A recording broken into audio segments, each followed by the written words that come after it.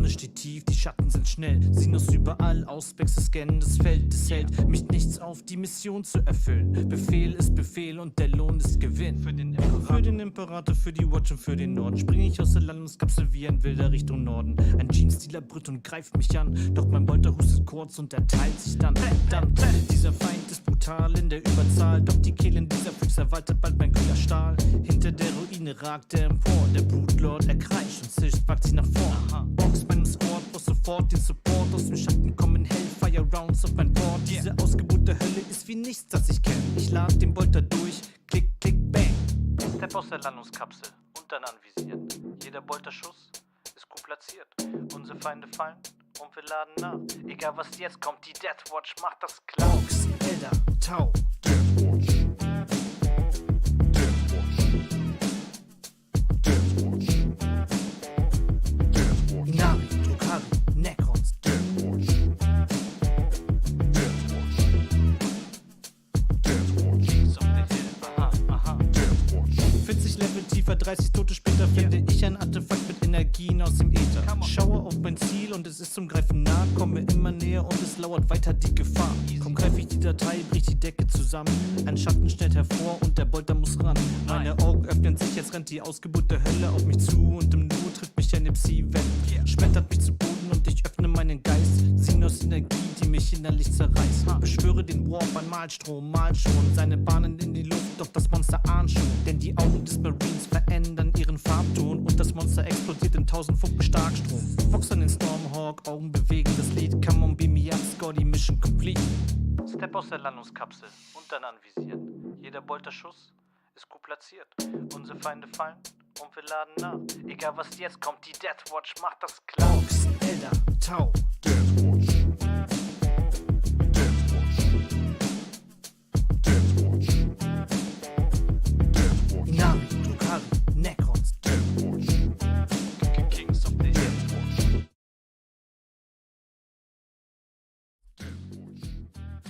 Kings of the Hill.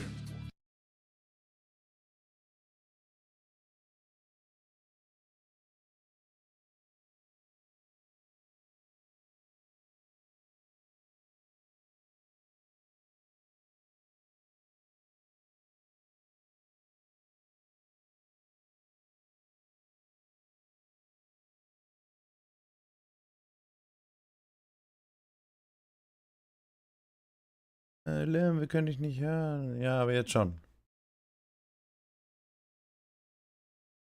Nee, euch noch nicht. Shit. Es war alles eingestellt. Alle Balken. Man hört nicht. Okay. Okay. Ah, ihr braucht noch. Oh, dieses IV-Cam ist auch so laggy. Moment, ich krieg das hin.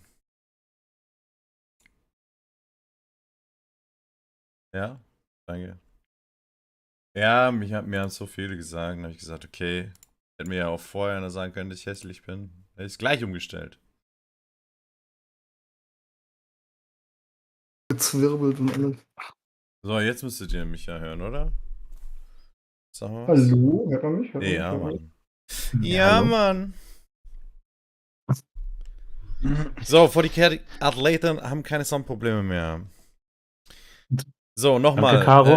an euch, liebe 40k-Athleten, einen wunderschönen guten Abend zu diesem Stream von den Kings of the Hill, gesponsert von PK Pro. Ich begrüße an meiner Seite einmal den Adrian, aka Pyramidenverkäufer Ramses. Hello. Was geht? Skra. Und einmal den Tyranniden-Slayer, Tyranniden-Spieler, Hier, Mortal Wounds, der gegnerische Coach muss mich in den Arm nehmen. Micha 13. Oh, Captain, mein Captain. Oh, Captain, my Captain. And to everyone who's not German speaking, welcome to our YouTube channel. We are streaming today an aftermath for the WTC, where Germany placed third. Do we have English audience? We do have some English audience. Wir werden ein bisschen hin und her switchen. Ihr werdet merken, nice. dass meine Kamera ein bisschen laggy ist, weil das ist mein Handy. Ich habe das so ein bisschen zum Laufen bekommen. Wir werden heute ganz, ganz viel erzählen.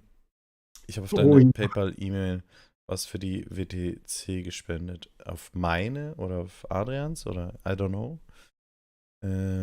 Aber das In schauen wir uns jedem auf jeden Fall, Fall noch an. danke, Du musst noch Daniel. Nee, also mein PayPal muss ich nicht aktivieren. Mein PayPal wäre das hier. Ja, Genau. aber wenn es um das Equipment geht, kann er ja an Kings up Genau. the hill. WTC kommt den Jungs da zur Geltung. Stopp, sagte Daniel. Und du Genau, sollst darauf scheinbar hast auch auf du's. dem Handy lesen. So, Das ist jetzt schon unerträglich in meinem Zimmer. Echt? Ich habe eine Klimaanlage jetzt mir geholt. Letztes Jahr schon geholt. Ja, cool. Dann bring die doch Daniel, übernächsten Freitag ich vermute, du hast einen Schreibfehler drin, weil bei mir ist es safe Moin, aktiviert. Sebastian, alter Painter. Genau, wir fangen mal oben an. Wir haben auf jeden Fall. Boah, jetzt muss ich aber ganz schön hochscrollen. Bademeister, Mr. Grey Knight schlechthin. Klaus Krebs, Ultramarines und dann Tau Switch. Ich mag dich sehr. Asna, Elementaria, Firstborn, Konstantin, Schmugger, Und Torben, Sman. Stefan Jakob, Flo, Joe, mit dem hatte ich jetzt einen der schönsten Urlaube ever. Benjamin Schocke. Und ich sage auch mal pro forma, Grüße gehen raus an Bederja. Max, André. Arbeitskollege. André Bonsai, Martin Tamdor, Florian W., Pumutev, Marc Naumann, Caro, Alexander Penner, vielen Dank für deinen Mega-Support. Ganz viele Leute haben sich mega darüber gefreut, was sie erhalten haben von uns. Und bei Glasshammer Gaming und bei Manichima und bei Sean Naden und bei Art of War sind die Dinger gut angekommen. Sie haben auch schon Fotos gemacht, sie haben die durch die ganze Halle getragen und gesagt, guckt euch den geilen MDF-Support an von dir. Also die haben sich richtig gefreut. Sushi Olli, ich wünsche dir was. Oh, Cathal. Thank you very much. Bedankt. Cathal, so, thank you very much. You are a lovely person. Thank you for the €2 support.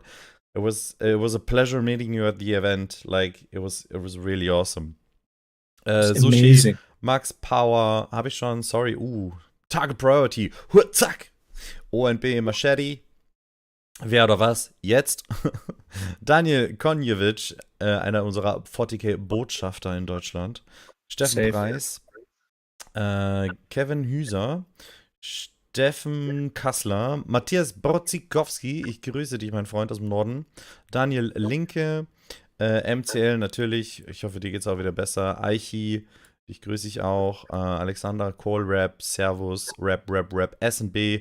Matthias, der aka ehemals beste Space Marine Spieler EU, jetzt der Asuriani Schlechter der WTC. 5 Spiele, 4 gewonnen, holy crap. Mhm. Logan Madmeat, grüß dich. Joachim Wodok, Servus. Oh mein Gott, es sind so viele. Dom, ich grüße dich. Matze, Jan Koch. Hier, some gains. Ich brauche von dir einen Ernährungsplan, glaube ich. Melanie Koch oder von dir einen Ernährungsplan, weil ich bin zu fett für die meisten Trikots, die ich bekommen habe. Hello, Calvin, ich der Realist natürlich. Ernährungsplan, ja. Also für Österreich brauche ich auch so 4-5 Monate hartes Training. Dann geht's rein. Alexander Kohlrap, vielen Dank. Anscheinend hat sich die Story schon Ich habe keine Möglichkeit, aufs Discord zuzugreifen, gerade Daniel. Wenn, dann kannst du es Adrian schreiben oder Micha und die können es mir per WhatsApp. Ich habe WhatsApp noch auf dem PC laufen, aber mein Handy ist hier im Beschlag und die Kameras, über die beiden eingeblendet werden, sind Discord. Mach mal kurz das heißt, wenn ich jetzt Discord aufmache, dann verändert sich das Bild. Nichts anfassen. Ich darf da nicht Stuffpack organized by Daniel Konjevic, okay. Was ist denn da? Da wollen wir mal reinschwitzen. 200 € von 2500, Digga, ey. Was? Junge, was ist denn hier los, ja? Boah, 100 € von Sebastian Dagel und Daniel Konjevic, also das ist ja Wahnsinn. Ey, Leute. Diese Spende, das ist schon sehr, sehr wild. Joachim, Limm, ich habe das PayPal gespielt. Das ist schon Ehre auf jeden Fall, krass. Boah, Leute, es ist ja noch gar nicht raus, ob wirklich alles jetzt weg ist, ey. Also, genau. Die Also meisten wissen es jetzt. So, basically, ich erzähle es einmal auf Deutsch und Englisch. Auf dem Turnier hatten Adrian und ich das Equipment mit von den Kings of the Hill. Es ist auch so, dass Micha, wie ihr wahrscheinlich wisst, einfach weniger für das Videomaterial in den letzten Monaten gesorgt hat, eher als der, sagen wir, Support für Podcast und Co. und das Spielerische vor allem. Das heißt, Adrian und ich konzentrieren uns aufs Filmen. Deswegen hatte ich 2 Kameras, vor allem im Hinblick auch für den Stream, damit wir 2 gute Kameras für den Stream haben. Und ja, ich mach Adrian ein bisschen leiser. Und irgendwann auch wieder Top-Down-Videos kommen. Hatte also beide Kameras auch mit in Belgien. Und am letzten Tag wurden diese mitsamt der Mikrofone, SD-Karten, weiß gar nicht, wie dieser Stick heißt für USB und tralala. Entwendet. Geklaut. Genau. Ich stehe in Kontakt mit Tom Adriani und Neil Kerr.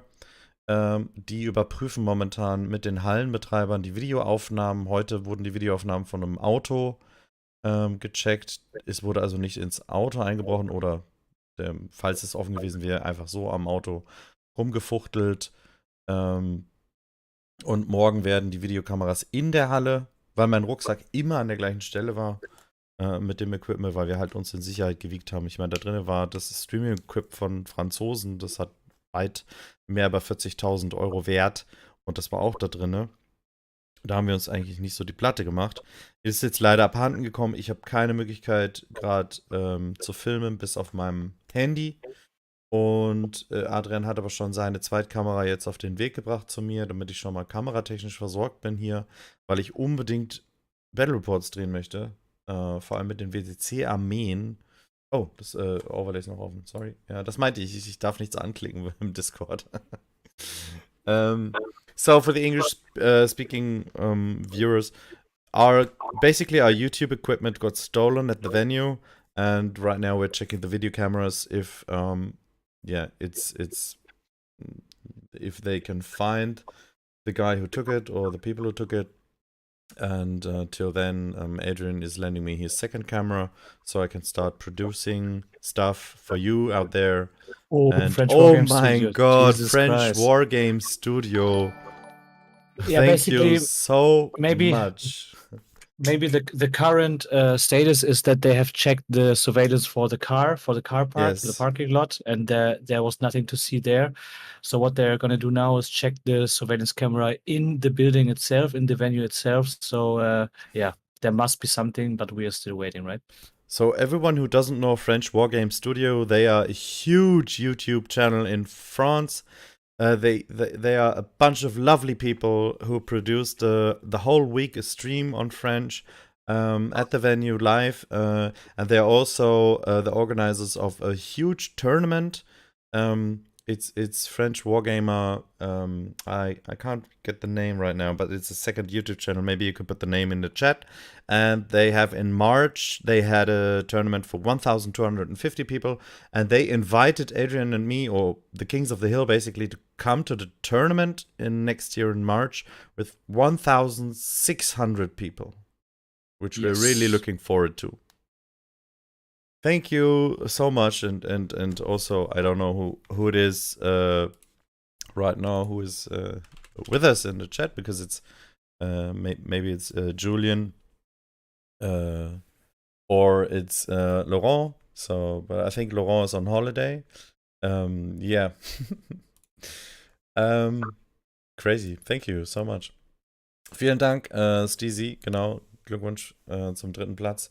Mega, mega, mega. J. Everest, ich grüße dich auch.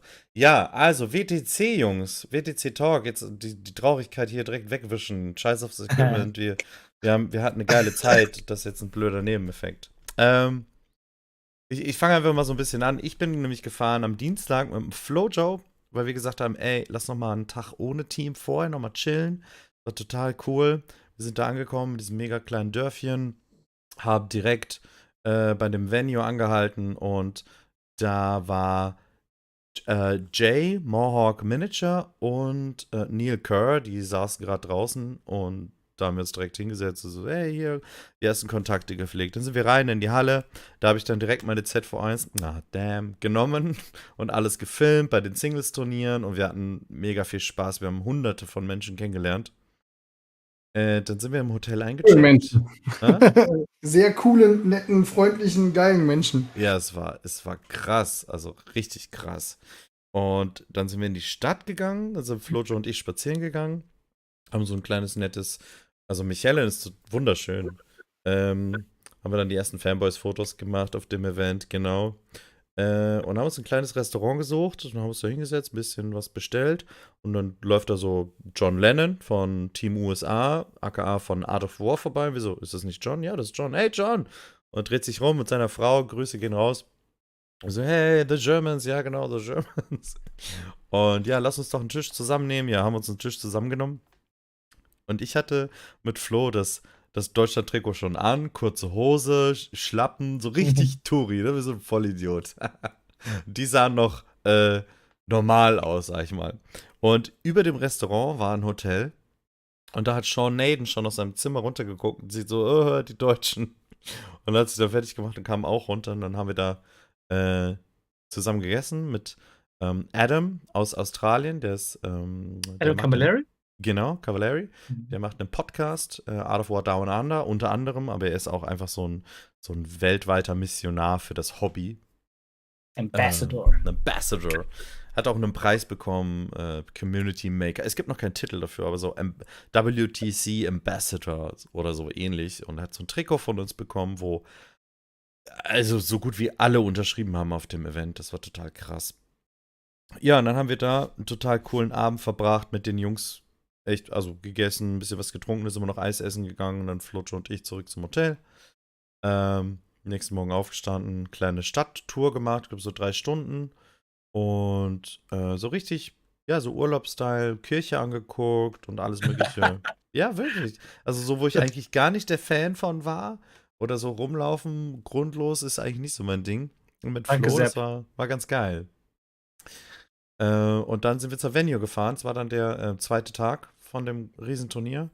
Haben dann auch endlich, also 2 Schneider hatten wir schon vorher getroffen und dann haben wir aus, wie heißt er? Deutschland, 5-1 gegangen mit Eldar. Jan Annemann-Rake. Jan Anomandarake. Crazy, was der für eine Performance abgeliefert hat.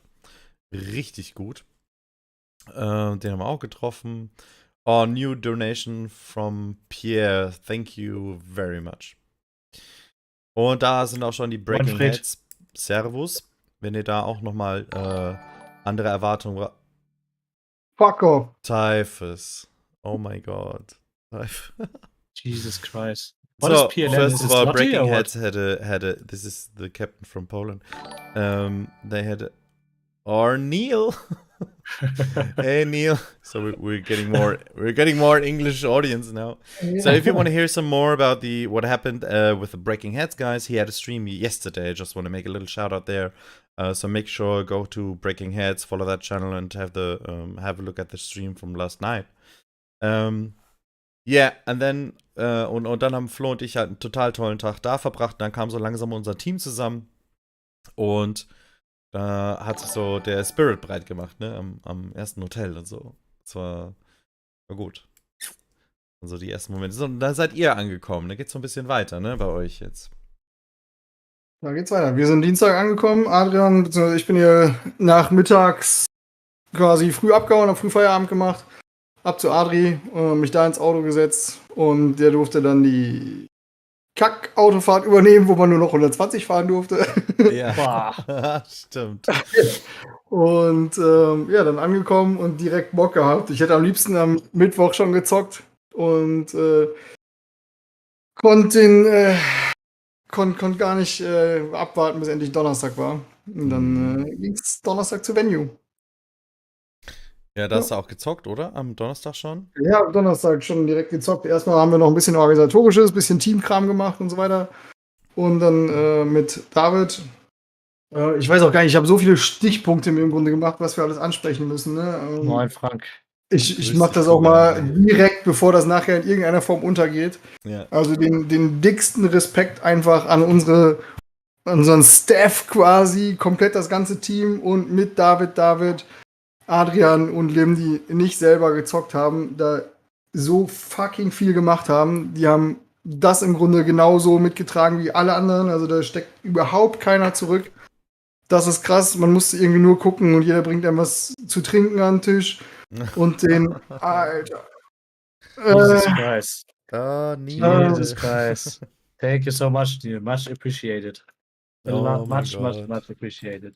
Now Kyron is crying again. No, not again. I don't want to cry Again. again. This fucking sucks. In German, we say he's built close to the water. So many people have messaged me today. It was insane. The Irish captain called me like out of nowhere, and then Catherine FC? called me, and yes, and oh my, Martin. and Typhus was writing me, and that I said it's a fucking shame that what I mean that shirt from I got the shirt from Typhus. So Typhus is the captain from Poland. Poland got second place. They deserved it. They deserved it like shit. They did, definitely. They've got so much preparation. They're such nice guys, and it was crazy. And I said, Typhus, you know what bugs me the most is like your shirt is gone. It's like a piece of memory is gone. I mean, yeah, you can reprint it, you can rebuy a camera, but it's like when you get something personal, it's like a pen or whatever. You keep it. You have a memory. You have maybe a mark on there, and yeah, that And the really sweat sucked. and the blood on that. Yeah, sweat and blood. Yes. But yeah, we're making sure I'm getting that shirt. I want to build a frames in the back. So Tom called me today as well, and he said, "Hey, because we're getting 3 more trophies. I got the trophies here. If you people out there want to see the trophies, and we received 9 trophies, but still the team was like Michael just said, 12 people, right? So we make sure that they will receive this trophy. Wait, is it like readable now? Yeah. 3rd place, WTC. We got these glass trophies. They're beautiful. And also we have a coin. Ta-da! You have your coin? I can, yeah. Yeah, I got my coin Mine here. is already next to all my gargoyles, and I can't get it. Mwah! Mwah! I love my coin. Now I can kiss it because, yeah, I do have Corona, sadly, like really sadly, because my wife had to leave now because she tested negative, and we planned to go on a wedding on Saturday. Now I can't come. That sucks. You made a GoFundMe, guys. This is insane. Yeah. I don't know what to say about that because, yeah, that's the spirit of the community. It was like I tried to capture everything on Instagram, so I made a lot of Instagram shows, live shows, and stories and all that jazz. And I told the people in the live show, look, over there is a guy. I don't know him. I just go here. What army are you playing? And then you have a talk like for 20 minutes and you forget the time. And you have no idea who that is. And afterwards, it was, hey, let me buy you a drink. And it's like, it's crazy. Yeah. And it's really hard to grab that spirit at the event. Like every opponent we had, except for Spain, Draven, come on. Next year we can make it a little bit better. On both sides, of course. And but everybody at the event was like crazy nice. Everyone is nice. So you can make so many new friends, you can make contacts, yeah, I got this Cathal. I got the COVID, the bad. I'm so happy you guys captured the final moment of the match versus USA. It was impossible to describe. It was crazy. I was like next to Fred, and I knew how much we needed. And I mean, we don't have any topic. How would you say order? It's crazy. We have to skip so No agenda. hard. No agenda. No agenda. Yeah, right. Just go freestyle. We just go freestyle. Yeah, that was insane for me. One of the hardest moments to. I had to keep everyone away from Fred and everyone away from Richard Ziegler so they can have a game. So only Nick and I can dance around the table because we knew how close it was. So that moment was like, holy shit, we only need 6 points. And I think Werner from Team USA, he looked at me and said, I think Richard has got 15-5. And I said, you, I don't believe you. The tension rising. Live, you are crazy. You are just crazy. Like The you're hardest part of the time team. Kevin had to wait for Fred ever. Like literally ever. But I loved it. After that, I was like, he made it. Holy shit. MCL so much. Thank you for the support. Like So crazy. when we are in this situation with the USA, with the last game, I'll just give my point of view to this game. Mm-hmm. I had a tournament mirror, which I expected to make 12, 13 points. No, I think you know what? yeah. I think we should go from the start. To Yeah, build up. come on. Let's build up the let's story. rewind. It's hard. Yeah. Let's get But, started. but to tell Yeah, you gave me a lot of heart attacks that game. Like your dice going up and down and up and down. It's like, oh, I'm back in the game. Oh, shit, I'm losing. Okay, game 1. We had Norway. no, Norway. first- They were back to suffering. first day. Oh yeah, first day. Yeah, tell me about Yeah. your first day. By the way, I was starting to say something, what I only can say in German, I guess.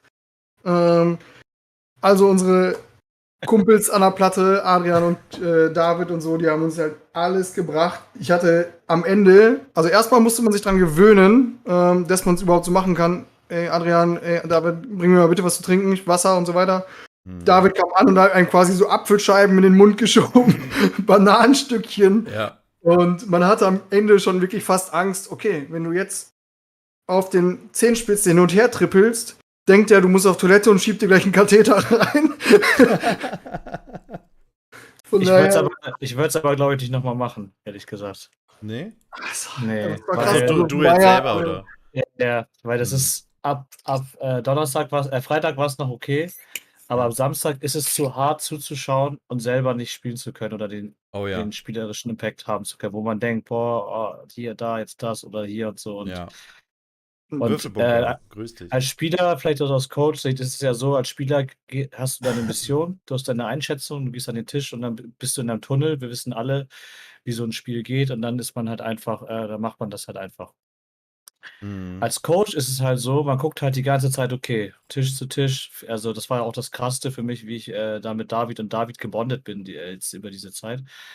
Guckst von Tisch zu Tisch, guckst dir die Spieleröffnung an, guckst da, wo muss jetzt ein Call gemacht werden, wo wird direkt der Würfel hochgedreht, runtergedreht und so weiter und so fort. Und pro Runde gewinnst du das Spiel 3-mal, du verlierst es 4-mal und du spielst irgendwie 3-mal Draw. Okay, so we should stay in English? Or what? yeah, for the most of the time, Yeah, I don't know let's, Katheter in English. So. let's try to make most in plain German English. Like, you know? Okay. Yeah. Yeah, I try. Yeah. So overall, what I just wanted to say is that from a coach perspective, it's just so different and also difficult because it's not just about supporting you guys, doing this and that. It's just so much more that you have to do, and the swings are so hard because you look at all the tables simultaneously ish. You walk from table to table, and on the one table you're winning, on the one table you're losing, the other table you're drawing, and overall you look at the cardboard. Oh, where are we at? So yeah, you have this whole journey for every round. Starting. We come to that Norway, then Poland, and we have these different plot twists where you as a coach die so many times. Like you're winning, you're losing, winning, losing, winning, losing. Then at the end of the day, you say, okay, we made it by 10 points or whatever. Yeah, so imaginary head for you guys. That's one job I couldn't do. A few years ago I couldn't do it in football because when I can't join the game, I'm not able to look at it, and it's impossible for me. So Yeah. imaginary head. Yeah, that's true. It is so basically my job was to make sure that we have the estimations at every table as close as possible. So now I can freely speak about the Germans have invented a system. We had at every table one orange bright dice. And that dice showed a number from 1 to 6, obviously, which indicated for us how the game is going. So if Michael had the feeling, oh no, this is not going good, he turned the dice down from his estimation, like a 4 would be a draw. Like, we would always go for the draw, and then in the end get 1 point more. If we do that on 7 tables, or 6 tables rather, then we win 86 points. And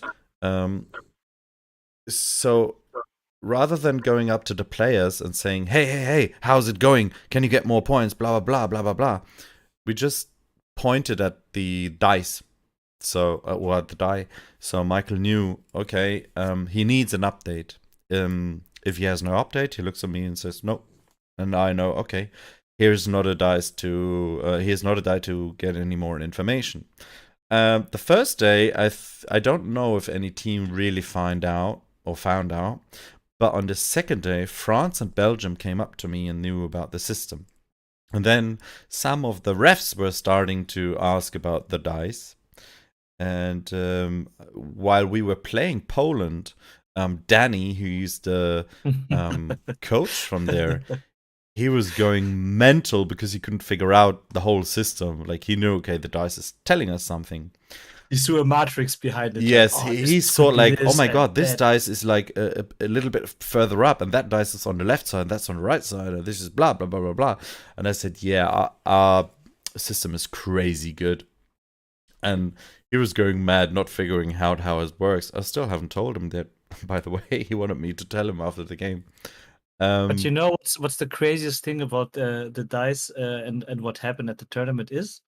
Like, with this system, of course, in the ideal situation, you want that the dice number you have goes up, right? That the player says, it's going well, I turn it up. Yes. But when I look at all the 7 rounds and games we played, there was always, down. like, we start and like after the roll off, like, I would say, 50 minutes into the game, like 3-4 dice go down, and then maybe later over the course of the game they like go up. It's crazy. Yes, that's true. Like, always on the GSC is like 2. Oh shit. Yeah. It was never anyone. Oh, I win the roll off, dice go up. Never. Yeah, once. Tao versus Admec. That was crazy. His dice was on a 4. He had first turn. Planes flew over there. Ghost Gears went up into position. 7 chicken dead. And his dice went up to, here's a 6. Yeah, that was. So my table went well most of the time. But I guess every game, David came a little bit earlier to my table. Give me more. I guess in the 6th game, I just deployed my 3rd unit. More. Give me more. But maybe to round up the Thursday before we get into the games was the rest of the team arrived, so that was good. We went to the venue, we checked it out. We had most of the people had games. We also had have some nice coverage from that day, and what you could say is the vibe was amazing, and it was like it was the calm before the storm. Thank you. It was you could see something will happen, but it's still everybody's relaxed, everybody's in a super good mood, everybody's just pulling out some miniatures, having some chats here and there, and I think that changed. I don't want to say dramatically in let's say in a negative way, but you could see, okay, Friday when the group phase, let's say, or the pod phase started, it was game day. You could see everybody was hyped and wanted to get into the games. First day already was game day. After we made all our team meetings and discussions, I'm just going looking for the first game when we're there. So try to get cool players for a game. And my way goes to Ireland. And I asked the Irish if anyone wants to play. And there was Chris. Hello, Chris, if you hear that. Was a Necron player who wasn't planned to play. He asked, what do you play? Oh, I play Tyranids. And his captain said, yeah, that's good. Training against Tyranids, it's great. But wait, it's the fucking German Tyranids. And I was proud at this moment for the rest of the day. Because my list has this impact that I hoped for. And we had a great game. It was a win for the first win of the weekend against the Necrons. And we talked about a lot, and that this matchup is not so good for him with all the mortal wounds. But he learns much about the Tyranids, and I saw him again on Saturday, on Friday, and he told me, yeah, it was good. The game yesterday, I had a Tyranid player, I knew what to do from our game, and I win. So it was great start of the weekend. What was also very good is that we got in to a sparring game between Manuel Bell and John Lennon from Team America. So it was good to see. It was very interesting to see the Custodies list in action too. So I think we could also get some. We had a good game there, and we could also get some more for me as a Custodies player to see what the nuances of the list were. It was also very interesting. Yeah, but that was overall the let's say the Thursday how we started, and then we come into the Friday, right? Yes. How we should do it? Shall I start with my personal game, and then you go into the overall view? I would say Calvin starts with the captain's view, then we go into your game, and then maybe if there's something missing or so, I can wrap it up. Yeah, sure. I just had a look at the GoFundMe website. Oh my god, thank you so much. Like Breaking Heads, Target Priority, and Team Firebug. This is more than awesome. Like, wow. So, Friday, yes, of course. So we had the captain's meeting. That's how the day started. It was 8:15. And by the way, these are tears of happiness. So F you all. Yeah, we had the captain's meeting. It started, I think, 8:15, right? Yeah. And where we were all greeted and some organization stuff, and then captains had opportunity to ask questions. So of course, like we with the Germans, we want to have everything exact. I hold up my hand and just ask a question. You asked 95 questions. Even when I was advised not to ask any question as the German guy, because it will be most of the time rejected because we're German. But it was absolutely not the case. It was the other way around. Everything we suggested was accepted and discussed, and it was a lovely feeling, like everyone making jokes, and I felt really Sean Naden went like, the Germans again. But I had a really great time with Sean Naden through the whole venue. I'm really sad that he is Retiring. dropping out of the WTC and retiring as a captain. That really made me sad, and I wrote him a message that, hey, this is my first year as a WTC captain, and your last year, something special. So we ruled out these these stupid corners, which keep the building together, because just it's how the buildings are built. These two flappy things at the corner. So we don't ignore them anymore for line of sight, because that was a huge difference. And other than that, it's just some organization stuff and the roll-off, blah, blah, blah. Yeah, we used your Typhus rules for the clock. Oh, yeah. So we also discussed, like, give every player 5 minutes deduction on his time, so no one will run into any time issues. This was basically the captain's meeting. Then we as a team came together, had a little talk, and the Germans, the rest of the team, the Germans, had breakfast in the dining area. And we had our first match against Norway, and Patrick Woods, he's the captain from Norway. He came up to me on Thursday ready to just say hello, and that he's looking forward playing our team, because he heard about my personal mission. So my personal mission for the WTC was, of course, like every team, we want to win this, but at least make it to the podium, which we did, obviously. We're rank 3, and that was my like you could call it second goal. But another part of the mission was to represent Germany as a country, as a competitive country that people know it will be hard to play against, but also fun to play against, and it will be fair. It will be fair in whatever we can do to make the games fair. We had discussions at tables, but we always went back to a good handshake after the discussion, which I always made sure that after a rule discussions that some players had from our team as well, that I say, hey, okay, we're clear here now. Now please shake hands. Like both players look at me like, what? I said, yeah, fuck it, just shake hands. That's a basic thing you have to do. And I think it worked. Maybe Limm also, it worked, yes, but maybe elaborate a little bit more on the fact why that mission was so important and where does this motivation to do that and to transform that come from? Yeah, so in the past, Germany has won 4 titles, right? So Germany was really tough to play against, of course, obviously from the strength perspective. But we were overly correct with rules. We were sometimes louder, so people were annoyed by stuff we did in the past, and maybe some of them weren't that correct or whatever. But it's all like chit chat. We weren't there.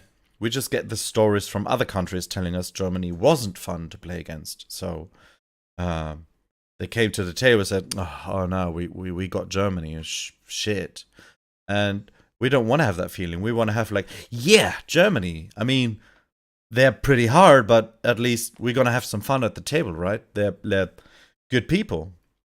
So even if they lose, like we did with Poland, we were sad that we lost, but we had great games. We had super nice opponents. I made sure that Typhus, Danny, me, and David and Adrian were running around, and everyone is having a nice time. So, and we accomplished that mission because so many people after the event came up to us, and even a personal message from Neil Kerr. He wrote me on Facebook that we accomplished that mission. I told him on Monday or Tuesday when it came to the venue, hey Neil, I'm the captain for Germany, so I just want to let you know this is my mission. So if anything is happening at the event, please come up to me, tell me what's going on. I want to make sure that everything is in order, like German efficiency, all right? And I think we made that pretty good because 2019 they already started doing this. They maybe from the performance side, they weren't up the A game because we ranked, I think, 9th. Okay. But people were like enjoying the games more against Germany. That's what Manuel told me. I wasn't there, but they were like setting up the first stones to bring Germany back to a country it's fun to play against.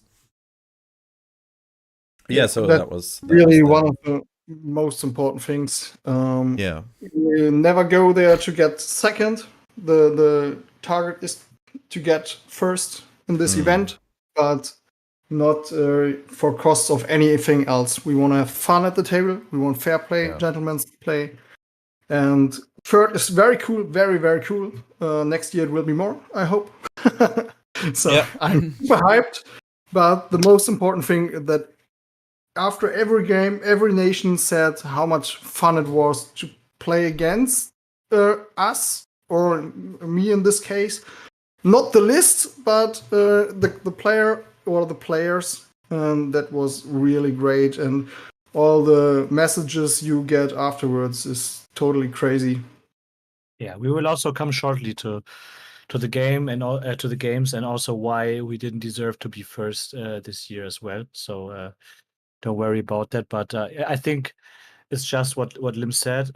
Before or let's say 2 years, where England won, it was always either Germany or Poland will win the event.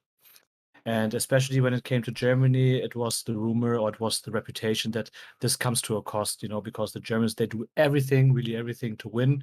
And sometimes, they're, you could say, there's a German saying, you also, you go over dead bodies to achieve that, and there must always be a balance and a way in the middle where you can have both being skillful but also being a good person and a good sportsman and a good player to play against and still win. So, and that's, I think, something where we let's say developed and move forward from, let's say, the basis and the basement which was laid in 2019. Anyhow, Now, first, now Norway, we have a Norway player here. a Norwegian, yeah. The Netcon player. Yeah, you speak German also, right? Yeah, All he speaks. right. He also follows our channel and shit. So Yeah, that it's was amazing. funny. That was so funny. Yeah, amazing, man. Good to see you here. And now we go also in your game, actually, in the first round against Norway. And yeah. So, Captain, what was your Estimation. view for Norway on the Norway games? Norway, we had a look at the list. We did like the list. We think the lists were stronger than Scotland. We prepared against Norway in 2 boot camps. I would try to fix the stream a little bit here so you can read more of the chat. And maybe as long as Limm is fixing the stream, I can say something. Yeah, sure.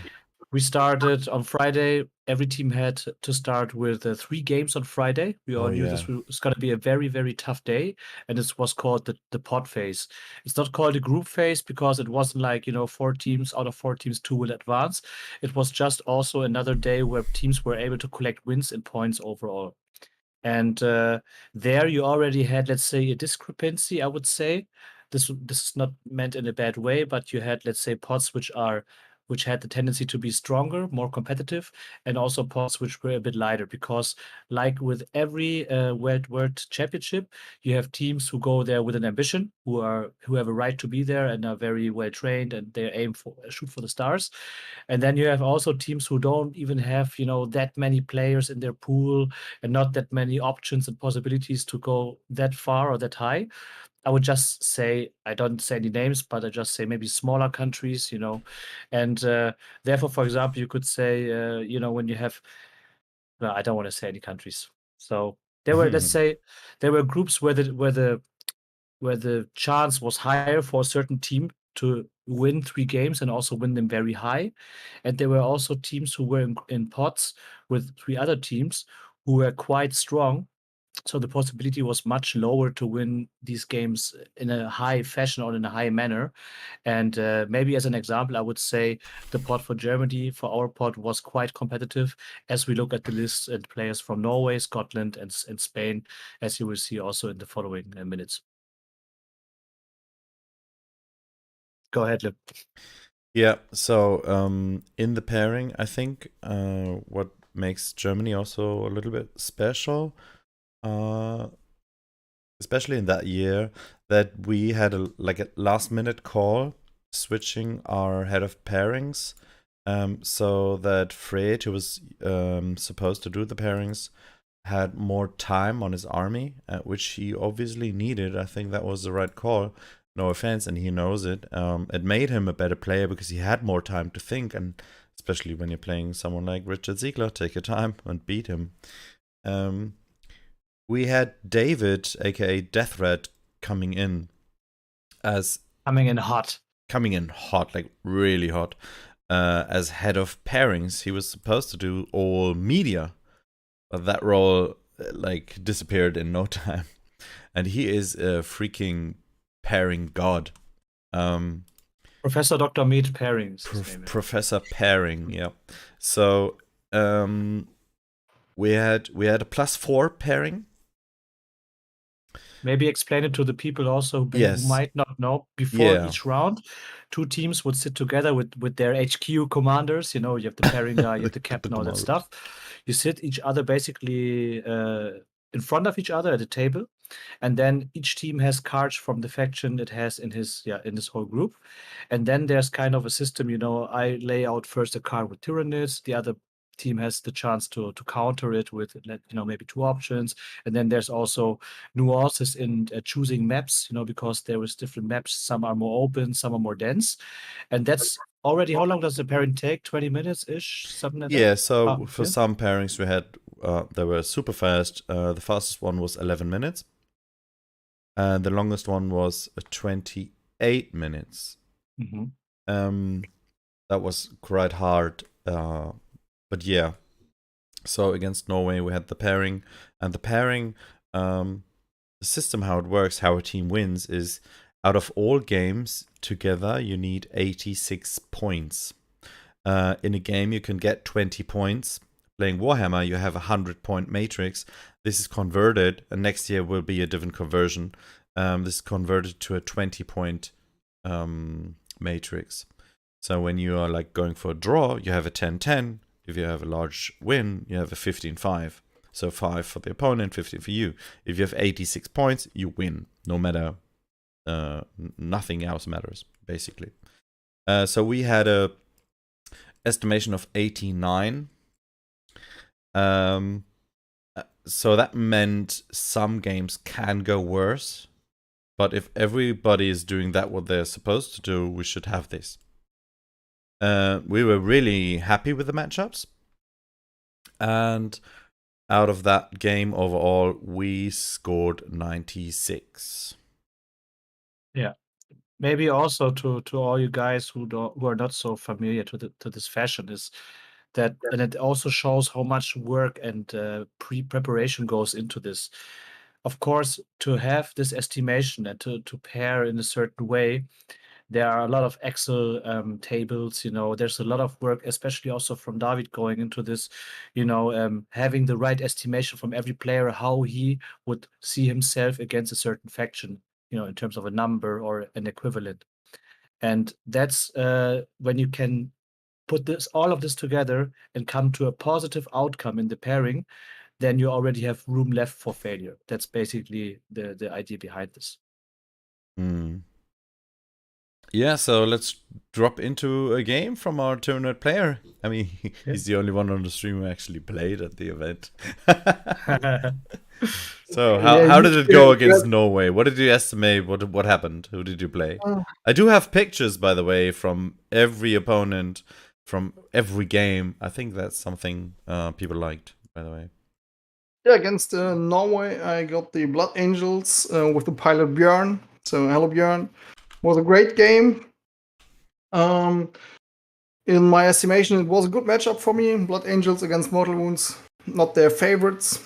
Many mines, many smites, endless smites. So that was great. A good matchup for me. I guess Björn was very nervous at the beginning, so we made in front of the WTC. Everyone said, "Wow, it will be so tough games. No takebacks. No one will give you anything." So who said that? Play straight but fair and everything. I always have fun at the table, and nothing happens like this. From the beginning of the first hello to the end of the last match, all the opponents and players were so great. Everyone before the game, or if it's obvious and you forgot it, just do it. No one wants to win because someone forgot something. It's the toughest opponent and the toughest country that they fight for the first places, but no one wants to win because of something someone forget. So we just remember each other. Do your mission, do the mission action. You can't do this. Don't forget, I have this stratagem. It was so great in all games. So the nervous was away very fast. It was good for me. Limm and David came. Is the 5 still there? Still a 5, still a 5. Yeah, maybe a 6. Everything's fine. And then was his last stand. He took the Blood Angel mission where he has to pick one of my characters. It was a Mortrex, 22-inch move model. He has to kill for 5 points, kill it in melee for 10, kill it with Dante for 15 points. And my Vortex never got into the game. Normally, He was like, no, I'm out of here. Bye. Banners and everything else, and fuck the opponent up with the speed and more mortals. But I just parked him and forgot him. And then I guess in one of the last rounds there was Dante with the last chance. Okay, fuck off. I'm so much down. I think I have to Dante, do a profanity filter into the stream. 12 inch in front. To my Mortrack, there was a little space because I forgot him all the time and didn't see that there is a space where a marine base will fit in. And then, okay. And the chat lane next to him. So 12 inch, rolling a 10. Fuck. Okay, it's just a 10. Then he made other charges and we're still in the fighting phase, and he starts with the first 2 fights, and Björn, you didn't make your charge, so roll it. And he rolled the 10.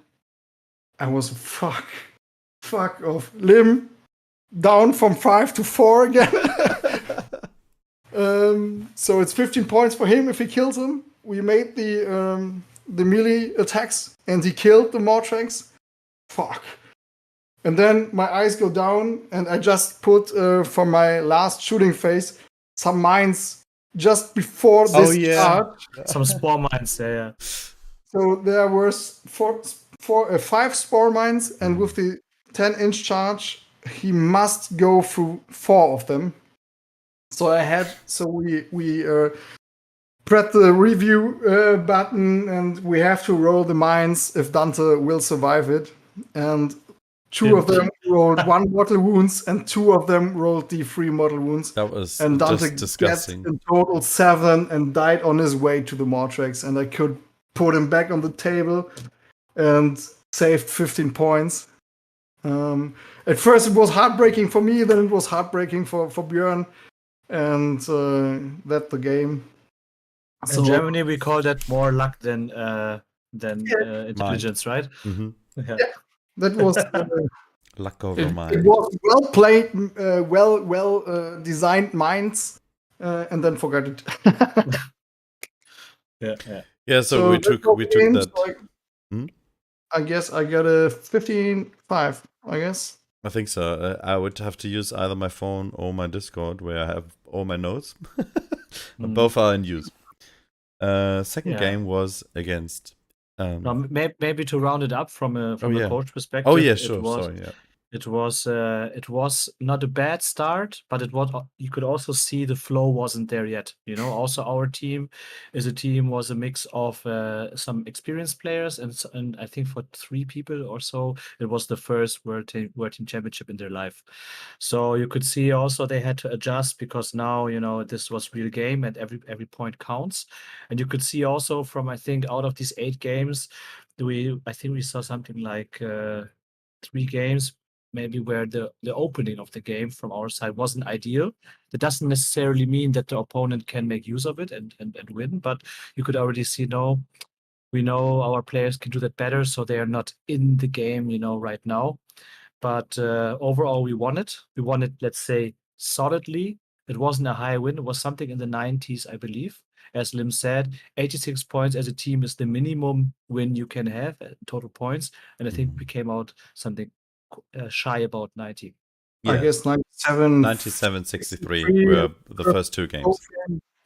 Yeah. And then Scotland. Yeah, so the first thing was Scotland. Hi to Ines and all of you others. You are a bunch of cool dudes. You like your kills and you like your alcohol. Second day I got so much alcohol from them, it was crazy. So they started the pairing with giving us a bottle of scotch, which I have here. It's in my kitchen right now. It will be used at the next bootcamp from the Team Germany. Don't worry. We had a blast at the pairing. The pairing was a little bit better because some things happened. I think we got our Tyranids into a game that they did not want. They also took the Tau, so they dropped their Imperial Knights, and we countered with Tau and Sisters, and they took Tau, which they shouldn't have done, because Tau likes to kill knights. So the estimation was +3. Yes, +3. And we knew that we will drop the enemy turret game. So that was Innis, the captain itself. He played, I think, Fred. Yeah, he played Fred. And he also mind gamed him a little bit. He threw him off and like make a lot of fun of him and stuff like that. Was that Fred? Don't want to mix it up, but I think so. But anyway, these guys were so friendly, and like our Tau player, he shot with one of his hammerheads. He was like killed one, and then Tau against knights. Tau against knights, yes. And the second hammerhead, he said he's going to shoot at the other knight, and the enemy said like, "Oh, you can't see him." And he said, "Well, then I shoot at that one." "No, you can't see that one as well." "Oh, damn." So the opponent said, "Well, just take your hammerhead and put it over there, and then you can shoot." So in the middle of the shooting phase, and I was like, "Holy shit, that guy's friendly." Like, okay. He said, "Yeah, why would you put a hammerhead over there and not be able to shoot? That wouldn't make any sense." His original phrase was, "I don't want to be a dickhead." Yeah, I don't want to be a dickhead. So our Tau player thought he had line of sight, so that was clearly the intent. And the knight player said, "Yeah, it's just don't worry about it. Go on the other side and make a 14-inch move and then shoot from there." But I would say, even with the what do you say? Even with the gentleman's agreement and all of that, I think it could have been also a situation where he could have also easily said, "Nah, you should have moved and maybe looked twice and maybe Yes, checked it more with me, and that, then yes. and that wouldn't have been a dickhead move, right?" Yeah. So we were a bit lucky there, but Yes. luckily it happened. It's I don't think that against Spain we could have done that. No. Or something. No. That was a bit tighter, even though they were friendly. But it was a little bit more, hey, we want to win this, so please make sure next time you have a line of sight. So I went into that pairing still knowing that Scotland wasn't that bad at the Nations Cup, and they have experience. They know what they're doing. But yeah, then we come into Kuya Adrian looking sexy in the blue and orange. Yes, that's Dino. That's Dino. Dino. Yeah, that's Dino. Oh my god. Hi. Yeah, I don't have a Netherlands shirt. I would have put on that one, so I just took the English one because I'm not small enough to fit into Richard Ziegler's. So my wife gets that one. Yeah, so who did you have, Michael? Against Scotland? I had Ricky in this game, Drukari. Oh yeah. It was also a beautiful opponent. We had lots of fun at the table. Most of the time, unlikely me, because normally I play Drukari myself, so I knew most of the tricks he will try to get me with. That's the game I don't want to start, because he has a good map choice with 2 big ruins and could put everything behind it. I couldn't see much, only 1 radar, but that's one of 2 games I was lucky to start. So I just shit my mines from my harpies on the table, on his objective markers before his deployment zone, and just shot the radar. The only thing I could see.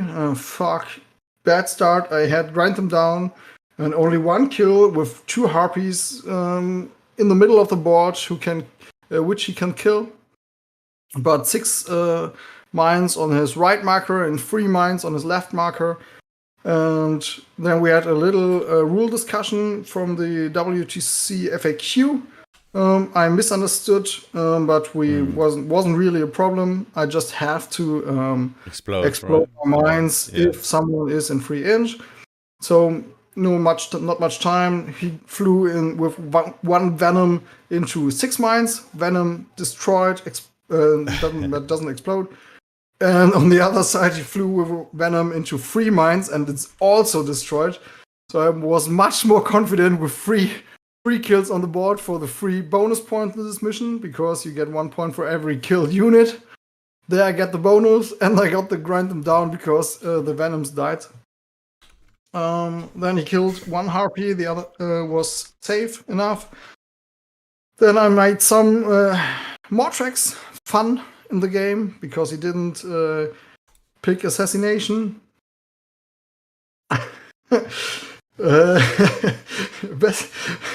Best moment at the whole tournament. There was so much more, but the Mortrax with the Halions was very good. He gave the Halion the parasite, and in the Mortrax died in this melee fight. But then at the start of Ricky's command phase. So by the way, next year I want to make a holiday with my family in Scotland. So then I will talk to you guys and will contact you, and maybe we make some games, I hope. Nice. So the Helion had the parasite and was next to his home objective markers. And is it correct that there's only 1 grotesque on the marker? Yes. Okay, you got 3 mortal wounds. I got an Ripper Swarm out of you and contest your marker with it. So only 4 points. And then the gargoyles. So the damage from the zoanthropes was very, very good this game. But all the points were made with the small tech unit, the Mortraxes, the gargoyles. The gargoyles made insane points in this game. They survived Incubi and some Rex, because I made the stratagem with -1 to hit and no hit rerolls and 5-up invul spell on them. So they survived on an objective marker. I guess 3 of them. So in my command phase, I get D3 plus 3 back. Took the marker for 12 points round and had the Maleceptor buff online. So I made fallback and raise the banner on his marker.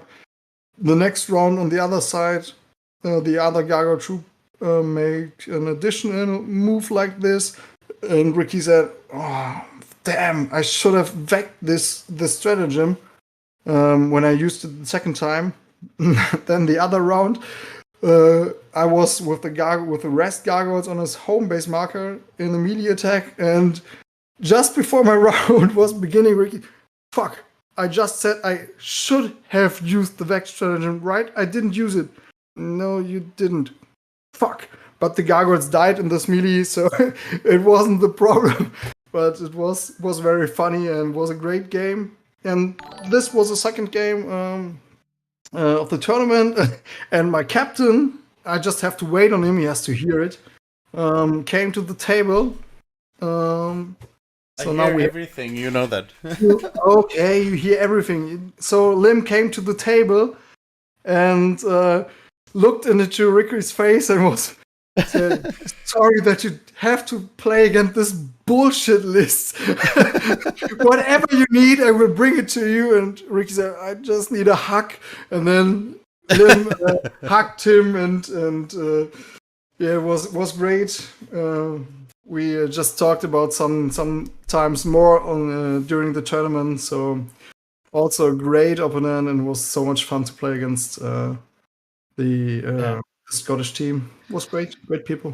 Dino, we will make sure that we will have a live sparing. Don't worry For about sure. it. It's not too far. Thank you so much for your support. Also from Daka TV, our other neighbor channel here from Thank you so much. North Rhine-Westphalia. Much appreciated.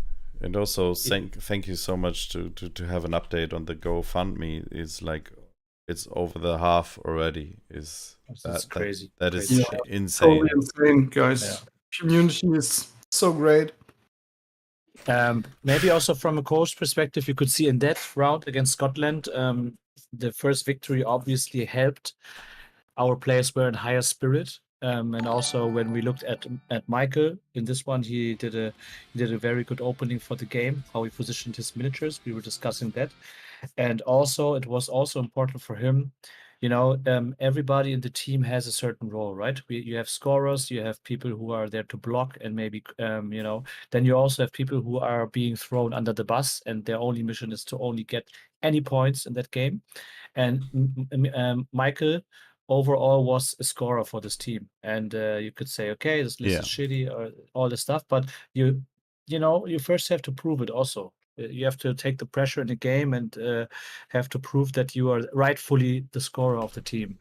And especially also with that game, he was able to score and get us the points that we needed. So I think it was also a good game, especially for Michael in this round from that perspective. Yeah. Yeah, so that was game 2 in the pocket, and we were fighting a little bit with the heat and also with the stamina. It was a super nice location, don't get me wrong. The floors were really, really hard, so next year I think we're gonna take over the trick from, I think it was Scotland even, with the mats. Yeah, they were standing barefoot on mats, on yoga mats and stuff like that, which made it a lot easier. So a third opponent was Spain.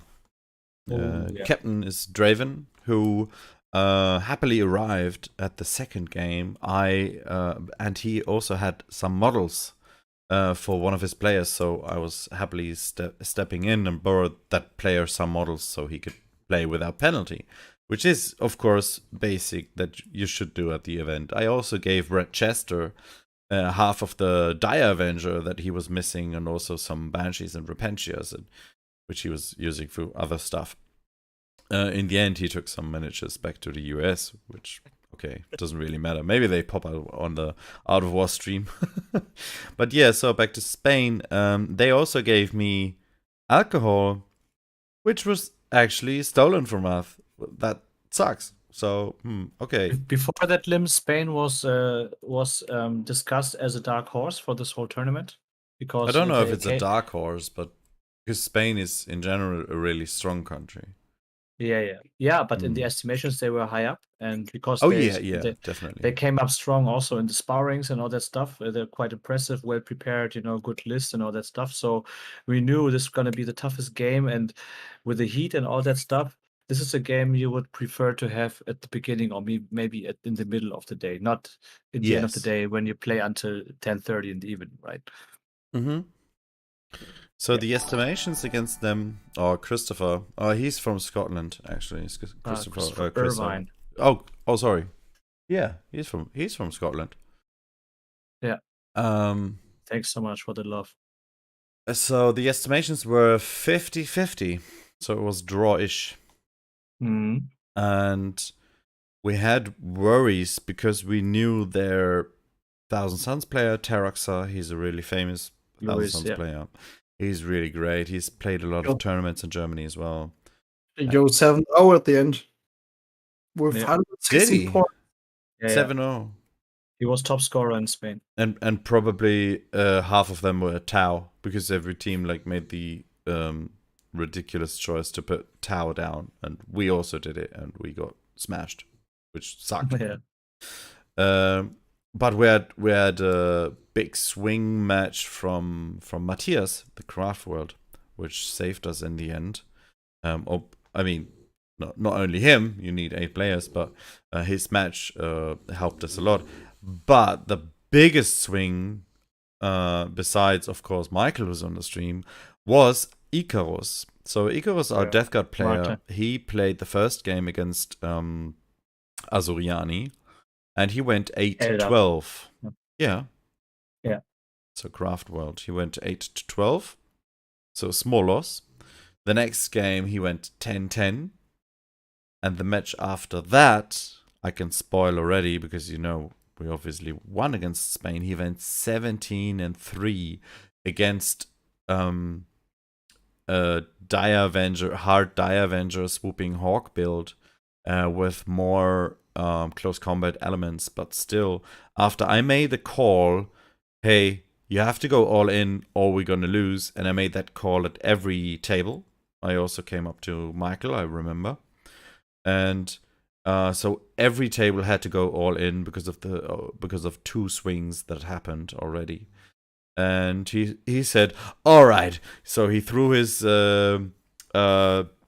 stuff in the corner and said, "Let's go all in." Stood up and was like, "Okay, I'm gonna charge from here to there, 11 inches. Damn, didn't make it. Next unit from here to here, and also 10 inches. Yes, made that one." So after that round, it was like 30 Plague Marines stringlining on the home objective markers from the Graffer. And the Graffer player's like, "What is going on? Why is the green wall coming so fast?" And he was overtaking it was a lot high risk play, but he made like insane amount of charges, blocking everything and pushing the other really, really hard into his home base ruin. That was crazy. That was really, There's really also nice. there's also 2 things I would even add to that one. And especially kudos to Martin on this one. So first of all, I think we developed him and we explored him in this tournament to be kind of our Eldari counter or grinder, whatever, because he gained a certain expertise on these factions during the first day of this tournament then, and he performed extraordinarily well. And also in the context that there were several moments where he almost said, from a health point of view, I cannot even continue, because he arrived in very bad condition. He didn't feel well at all, but he showed so much effort and grinded through the whole tournament just for the team and just in order to not disappoint. So this is really highly, highly appreciated and shows what kind of a true sportsman he is and how much heart he has on that one. And we really explored him. Could be also a weekend in the Red Light District in Amsterdam, Dino, but we really explored his hidden talents on Eldari. Ich würde sagen, das machen wir, wenn der So please go in. So yeah, it was really, really close, and also because the third game went up to 10:30 in the night, and I think we had an game 10:27. We had the final results 10:27. So 10:30, which was really late. After that, we came back to the venue and still had so much work to do, which was crazy. But let's come to our tournament game to give you some insights how a few games at the event went. Yeah, I had the pleasure to play against Federico. Hello, Federico, if you hear this. It was a Tau matchup. I never wanted to play with my Mortal Spam, but it was an other list than all the other Tau lists. It was no hammerheads. It was 15 crises, so 3 units with each 5 crises, and in total 23 drones at the crisis plus some more on the characters. So much wounds. Then 30 Croods and 3 units of 4 Crude Hounds. And the mission was the 23, where you have to scan the markers in the middle. And then we said in team, okay, all the markers are close together. You can do it. The tower has not the angles. And during the game, I get more and more confident because I saw the problem of the crisis. Am I still to hear? Because I only see my pictures. It just froze because I minimized the. Yep. Okay, perfect. That the problem of the tower was that he only could activate these 3 units. So I don't have the character problem. I can give my characters the Lookout Sir bonus, and there are no other unit that can shoot these little tiny units to get in the character, so I can be aggressive. I just, in my first round, I get the Mortrex in front, kill some Crude Hounds, the Harpies kill the other small unit, was the first target, so he couldn't play the mission very well. The Optic Mortrex get the banner, steal the objective, and still be on the objective with overrun and in cover, so only 4 crises could see him in the next round, and steal more and more points. And at the end, the Optic Mortrex was with a backpack with 5-6 banners, on his back. So he made a great game. And the mortal wounds, I never expected that it's enough. But at the second round, I started with the one harpy which left to kill some more drones and tightly go on the crisis. And in my fourth round, I tabled all these crises. So it was really It was enough. it was really cool to see that all these fast units do their job and make the count for the points for the tower very small. So I scored a 20-0 at the end. But all the time someone was on my table, I rolled my dice from 4 to 5, more. From 5 to 6, we need more. Okay. Well, without that, we wouldn't have this, right? Like third place, baby. Yeah, Spain was really a milestone for us because we knew it was the toughest game, but it was also a game where we saw it. This is not going to be a pony ride. It was going to really be tough. Have to focus in your last game. Drink enough. Make the right decisions. Because these were also one of these rounds where we started with a pairing. We were like from the feeling okay, or let's say positively. But right after the roll of a lot of dices in terms of predictions, how the game would go, went down instantly, like after one round or so, where we're thinking, okay, now this is going to get a bit crazy. Why is this happening? For example, our top player also, he killed a lot of the Thousand Suns, so, but he couldn't score because the Terminators were screening out and the rest of the board was belonged to Luis, to the Thousand Suns player, and in the end of the day he couldn't score because he couldn't get with his units there where he wanted to. So, and then we had also a couple other games where it went a bit into a different direction, but in the end of the day we pulled through and managed to get this win. Again, not a high win you could say, but we didn't care. We just wanted to have the win for the records, and I think it was 91, right? Something like that. It was really close. Yeah. It was on Sunday when all games were done. Just to talk, have the pleasure to talk to Federico again from the Spanish team, and he said, "Well, I just didn't get over what happened 2 days ago. I just remembered the game. I look at your list, and more and more I get how much brain and tech is in this list. I never expected that in the game, and I was so proud again." So confident with the list and the games, and hope to see him again next year. Yeah, Yeah. so after that, we had... Oh, no. Adrian, of course. You finished with the coaching part, yeah?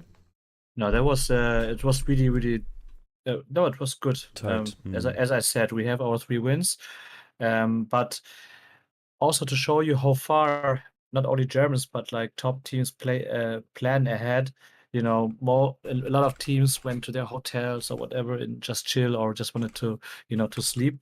But of course, we gathered together again, made a huddle, and already were doing pairings for the next day because we knew we were going to play Sweden, most likely. So that's why we met until late night, and even prepare and plan all these pairings so that we would go into the next day and be ready.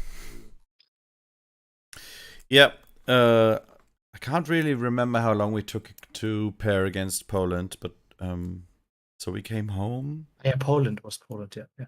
Poland. I guess on Friday it was very late. I guess it was half past. So 1:30 at least, because I we had to yeah. pack up then. But that was not the day we had noodles and stuff, right? We had that was on Saturday where we cooked. Yeah. Okay. No, it was Friday. Oh, where it we was had the noodles. Friday. No, it was Saturday. no, can't be Saturday. Friday. We came home 11 p.m. We had no noodles then. No, it was Saturday. That was Saturday. Friday. Yes. Yeah, so we came home. We had the Noodles we had on Thursday. on Thursday. That's right. That's where we took really long. Yeah. So we prepared against Poland badly.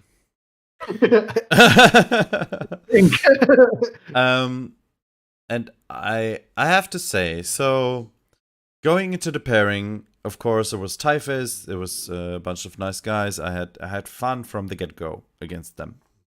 So first of all, we had captain's meeting.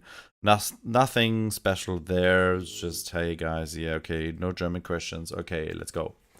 Then we had the pairing, and the pairing process was a little bit of a trap for us. And we were like 2 or 3 points behind. We had smaller wins in the pairing, but we also had calculated for losses, which we couldn't make out yet for the estimation. But we were still confident that if things go normal and just one of our players picks it up, we can draw that one. Because we knew Poland has drawn Belgium, so they would need a win. They would have a higher risk of pairing because we had 3 wins. We can go for a draw and still be super safe. That didn't work out. So we fell for the Drukhari trap, where we put in our Drukhari, so it was a 7-on-7. We shouldn't have done that. We should have gained points out of the Drukhari. So David and I had a discussion that we fucked up pairing. Yeah, but the first impression was that we have to be honest here. Oh, this pairing went quite well. We never had such a good pairing against Poland. Again, such a good pairing against Poland. That's right, because Poland is really good at pairing. I don't think that we only had. So if everything went normal, we had maybe +1 after corrections, but we should have had a +1 without so many risks, and we should have had some more clear matchups. And everything went downhill. Yeah, that was really crazy. So we lost. So first I thought we lost on 8 tables. Yeah. But we managed to win 1 table, which is not really sad, but we still have not a round where we have lost 8 tables, because I got messages from former captains saying that never happened to any German WTC team, losing on 8 tables. And we didn't, by the way. So Fred managed to get 12 points out of that. So he went 12-8. And what I think also happened was, it was the first game in the morning. Yes, okay. But we played a little bit too soft. There were some incidents where we could have not rule bend, but like, what would I say? Like to just say, hey, the rules are quite clear here. We're going to take that as it is, and no, I don't want to say give them takebacks or something, but we I had a discussion or a few messages from Matthias, our Craftworld players, and mathematically there were some things going on that weren't actually possible, like being in range of pistols. And I think we also had the worst mission that we could have had for Poland, because on that mission you move the markers, right? So you have roll of 1 who grabs the marker and pulls it or whatever, and the roll of 2 who starts the game. And like on nearly every table we lost both of these roll-offs, which puts you in a backseat position, where you have to fight uphill battle on like 5 or 6 tables out of 8. Then a little bit not being lucky on some tables, and then you have you lose 7 tables. That's how fast it can go. I think, overall you're right, and there are just multiple factors that come here to play. Yes. This was one of two games in the tournament where we needed, I don't want to say coin flips, but where certain factors, as you just mentioned, were very important. Yes. And in both games, we didn't perform on them. That's sometimes the dice. But also, looking outside, you could see Poland was super focused. I don't want to say we were super focused, but only when you are focused doesn't mean that you are also right there in the game and you have the flow. So Poland as a collective was right there. They knew very well what to do. Everybody was doing his job and they were doing it almost flawlessly. Whereas we had quickly some bad openings in the games, where people thought maybe this is a good idea, but coming to find out then they're losing on scoring, etc. That's also something I think we will work out also as a team in the next over the course of the next weeks. And it really went downhill from there. Like dice were going down. Okay, no, I cannot bring what I can predict. Also, Fred was being paired against their best player, most experienced player, on a map which was super open for Necrons. Necrons can score, but if they're being shot to the next moon, then they cannot score anymore. So it was also, I felt sorry for Fritz on this one, what he had to deliver there in this matchup. So overall, I would also say there was a misbalance in almost every factor and vector in the game. Not the mission, the mindset, the delivery right from the get-go, and all that stuff. So it was a very, very well-deserved win for Poland on this. Oh yeah, definitely. That we knew that from the get-go after we lost. Damn, they were good. They have just done the homework a little bit better. I think my camera, I have to activate it again. Such an easy plan you show out there. Yes. But, I was really worried about that, actually, because I know when Fred is playing people he knows, that sometimes he gets too distracted, losing time, maybe have a joke here or there, or gets annoyed or stuff.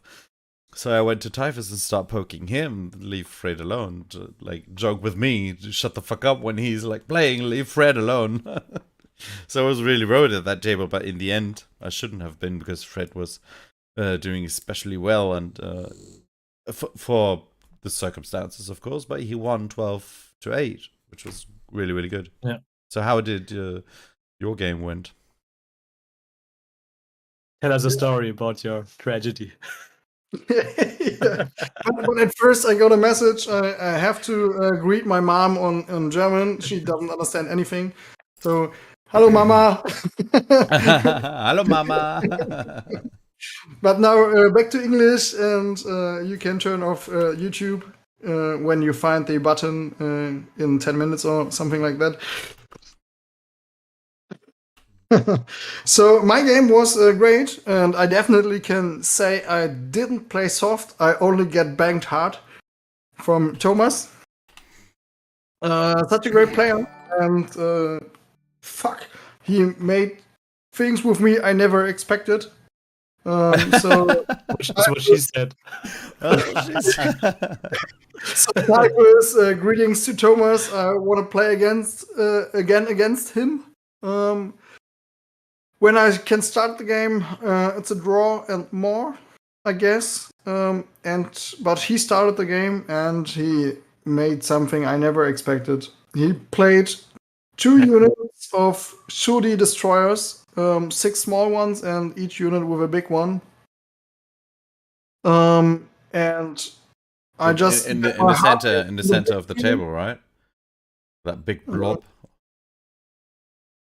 I get my hearties on the backfield. Only 2 destroyers can shoot at them, plus the one he veils to the front. And I didn't take the invul save because I want him to do this. But he didn't get only the shooty destroyers. He takes his whole army, 6 inches in front, 10 inches in front. Everyone runs except of the shooty destroyers. And then in his second turn, the shooty destroyers charged me in my home base. the fucking shooty destroyers charged my home base. He There you declared go. he declared the blitzkrieg against me with his shooty units. Fuck, what a great game.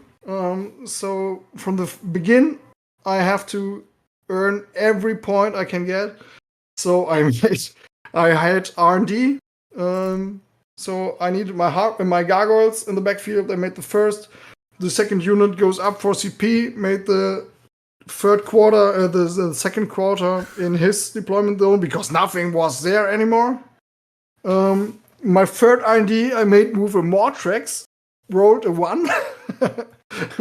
So with a little luck, I made some more points. And the last guy, the gargoyles go again back to Deep Strike and made the last R&D. And so I got with luck the 3 points. So was a great game. A very fair player, tough player and very fair. He just remembered me when I make something. I just remember I can use Overwatch on 5s, rerolling everything when I'm in cover and blah blah. So very, very good, hard player. I will appreciate to play again against Thomas. It was also one of the very few games where Michael told me, wherever I heard him say, in this game I got outskilled. Like he really, he just won fair and square with a better place and everything, right? So well deserved. Didn't happen very often, but he skilled me out. Yeah, we played his our Necrons into units. Our player was pretty confident on that one. Yeah, okay.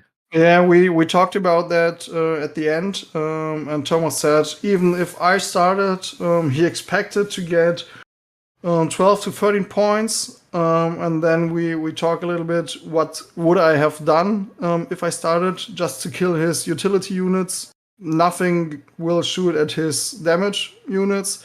And then Thomas said, oh, okay, then yeah, I might have a problem if you start. That would be a good plan. And I guess I can get 10 plus points if I started this game and kill all the utility units and get my mines on the on the objective markers. But he made well done moves with the how about the small single unit psychoplasma Plasma sites. plasma sites. So advance in front, so they will get the first smite and so on. Yeah, it was great. David, have a good night. Thank you for watching. Never happens again. No. Usually say make mistakes and learn from them. This one will never happen again. That was a big shake up. So Adrian, how's it from the coach's perspective, seeing all the tables going down one by one? From the coach perspective, it was horrible, like really horrible. Like you could really see, sometimes you see it as happening at one table, 2 tables, okay, and you think, okay, this is not good, but let's see where we can compensate for that, right? Where can we get the points, where we can rack up some other points, where we can maybe command or endorse a more risky play. But on this one, at all tables, you could see, this was going down, morale was going down. We kind of, it didn't look like us that we got that surprised and kind of, how you say that, caught caught on the wrong foot, like Poland caught us on the wrong foot, and we weren't there and not able at all. Yeah, that was really like, it was very sad to see. And also, what plays into this is, until that time, we were 100% sure we were playing a top cut. So what does a top cut mean? Oh, You have to score very high That was crazy. in order to be at the end of day Saturday to be in the top 4 from the points. And if you can't or if you aren't, then you're just playing for position 5 and lower, right? So that was our mindset there, and that I was really sad. I didn't even play, but I was like, for me as a competitive player, and even to see that was it broke my heart. It broke all our heart. But then we found out there's no top cut. That was so dumb. I don't know where we got this fake news from that we thought that there is a top card. But then I went up to the judges and said, please confirm. They said, yeah, we think so. But make sure you go to Neil. And I was like, how can the judges not be sure? So I went up to Neil and said, hey, is there a top card or not? No, what are you talking about? There's no top card. You just go up. I was like, what? Who said that there's a top card? Okay, shit, back to the table. Guys, there's no top card. We can still get first. Like, let's go. And everyone was like, okay, open up the laptop. Let's go. And all of a sudden there was a new energy. Crazy. That really helped us, but it left a sting, to be honest. You know, we love Poland, great people, but especially with that history, you know, being the two top nations always fighting for first place, there was two factors also. In this tournament, even though how the pairing goes, you can never face an opponent twice. So we knew no matter how this tournament goes, we cannot meet Poland again in order to get revenge. So we have to wait for next year in order to meet them again and beat them fair and square. So it really leaves you energized, and really next time this won't happen like this, you know. So so the funny thing was the next match was Belgium. We want that bit to be. Jesus. We knew Poland has drawn Belgium. So damn, we have to make sure everything is going all right now according to plan. And after that pairing, we were like, now that is a pairing. So we know, okay, we're going to ditch two players. They're going to go under the bus. Bye-bye. See you later. And then we get them straight. Like, there's no chance that they can come back. And the pairing itself was really good. I think the only two matches we played like that was Martin into Death Guard, that we knew we would lose. Oh my god, it's Mohawk Miniatures! Woo! He's going live in 20 minutes, guys. So we've got 20 minutes left, and then we're going to send you to Twitch. Hey Jay, shoutouts. Have you seen what the community is doing? Is like crazy. It's making me cry. Like, I can't look at the page, but here's the... it's crazy. You've sent me something special on Discord.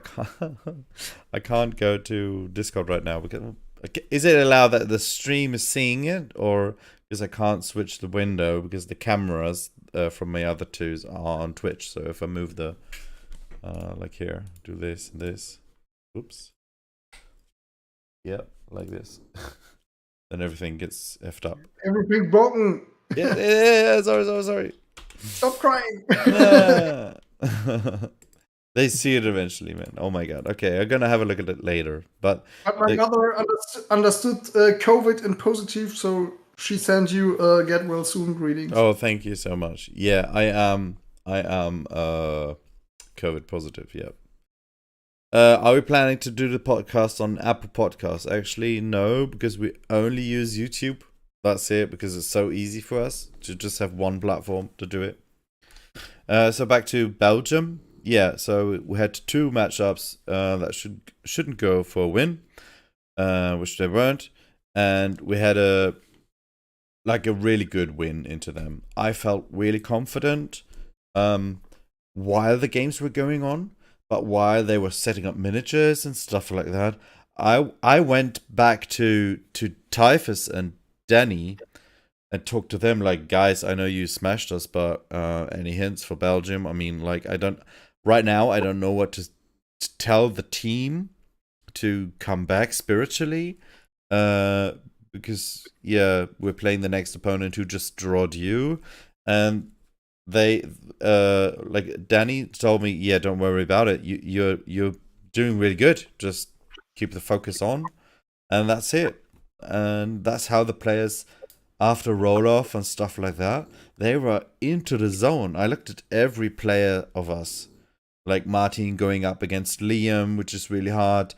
Fred going up to Arne, who played Blood Angels.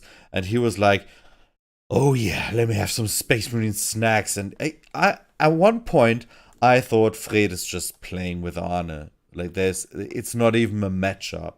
And who are you playing again? My mortal wounds Tao? and no, I got the Thousand Suns and showed them who Oh my god, biggest Thousand Suns, and striker in the universe. he didn't even leave the deployment zone. No. Oh my god, that was crazy as well. And we got our Chaos Knights, their Chaos Knights against our sisters. That was really good, and they were just awesome. They were really, really awesome matchups we had. And we won that clearly with, I think, our first over 100 game, right? Yep. Yeah. 108. And that, to finish the captain's perspective, that helped so much.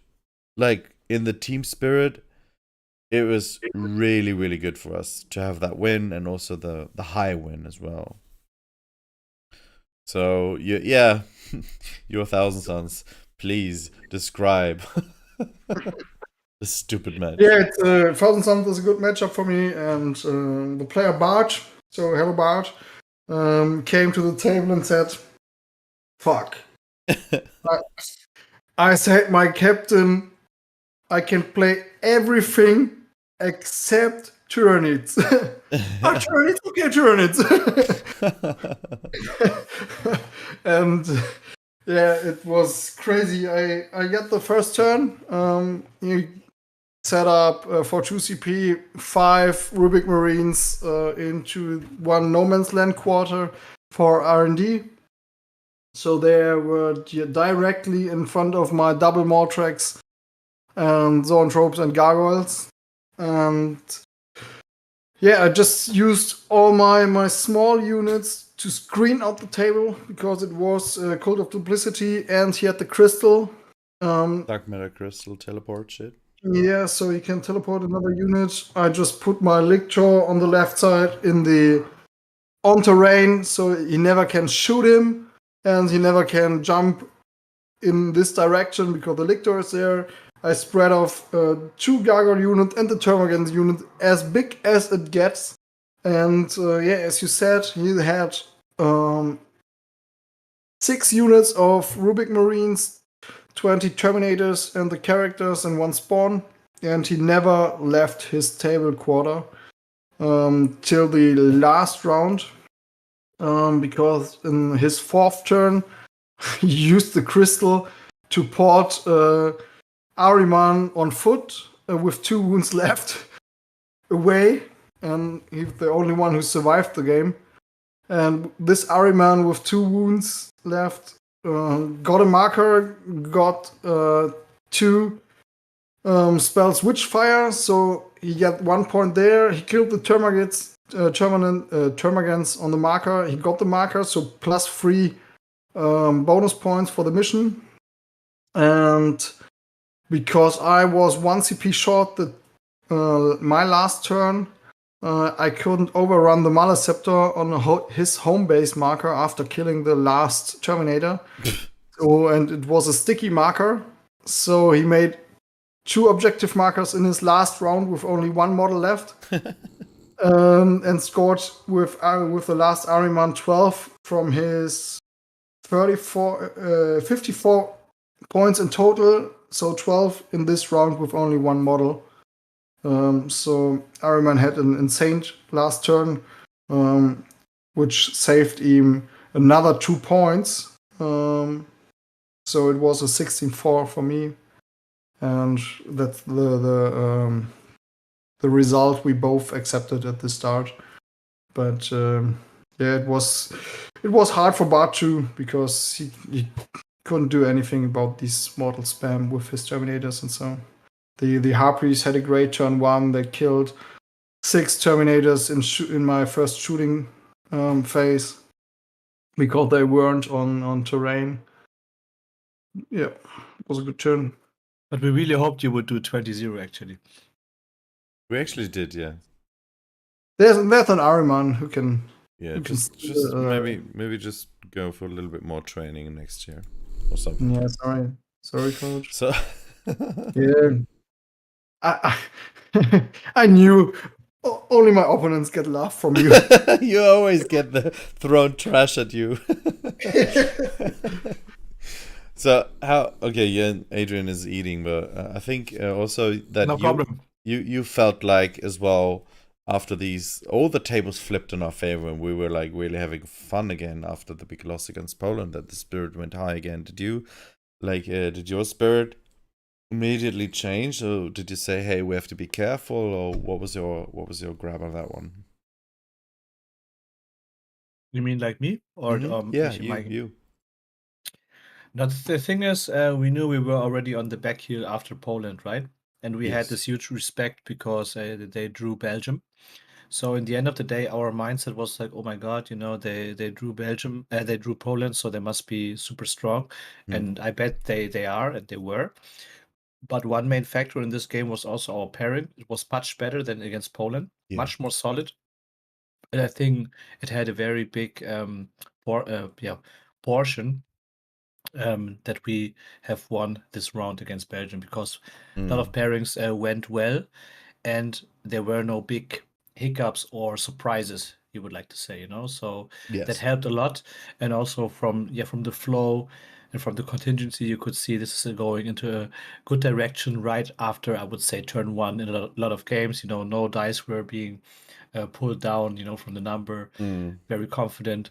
And so this was very good, and the best thing about it was, sorry, it gave a good feeling ending that day. You end Saturday, there's no top cut, and everything is possible. And we did our homework, and we knew, okay, nice, because we already played some of our opponents that could have faced us on Sunday. We will play Sweden, and we were able to go there and prepare for Sweden from that moment on. Yeah, that's Emma.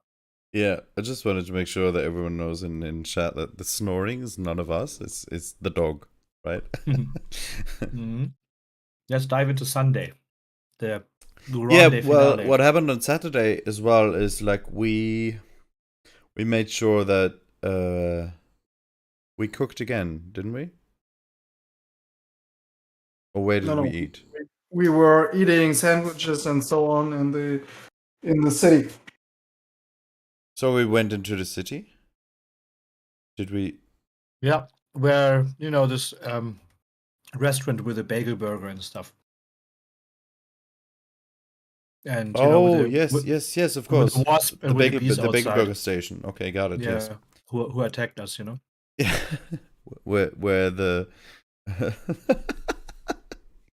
yeah, we had something similar like in hotel Airbnb / something with no service and stuff.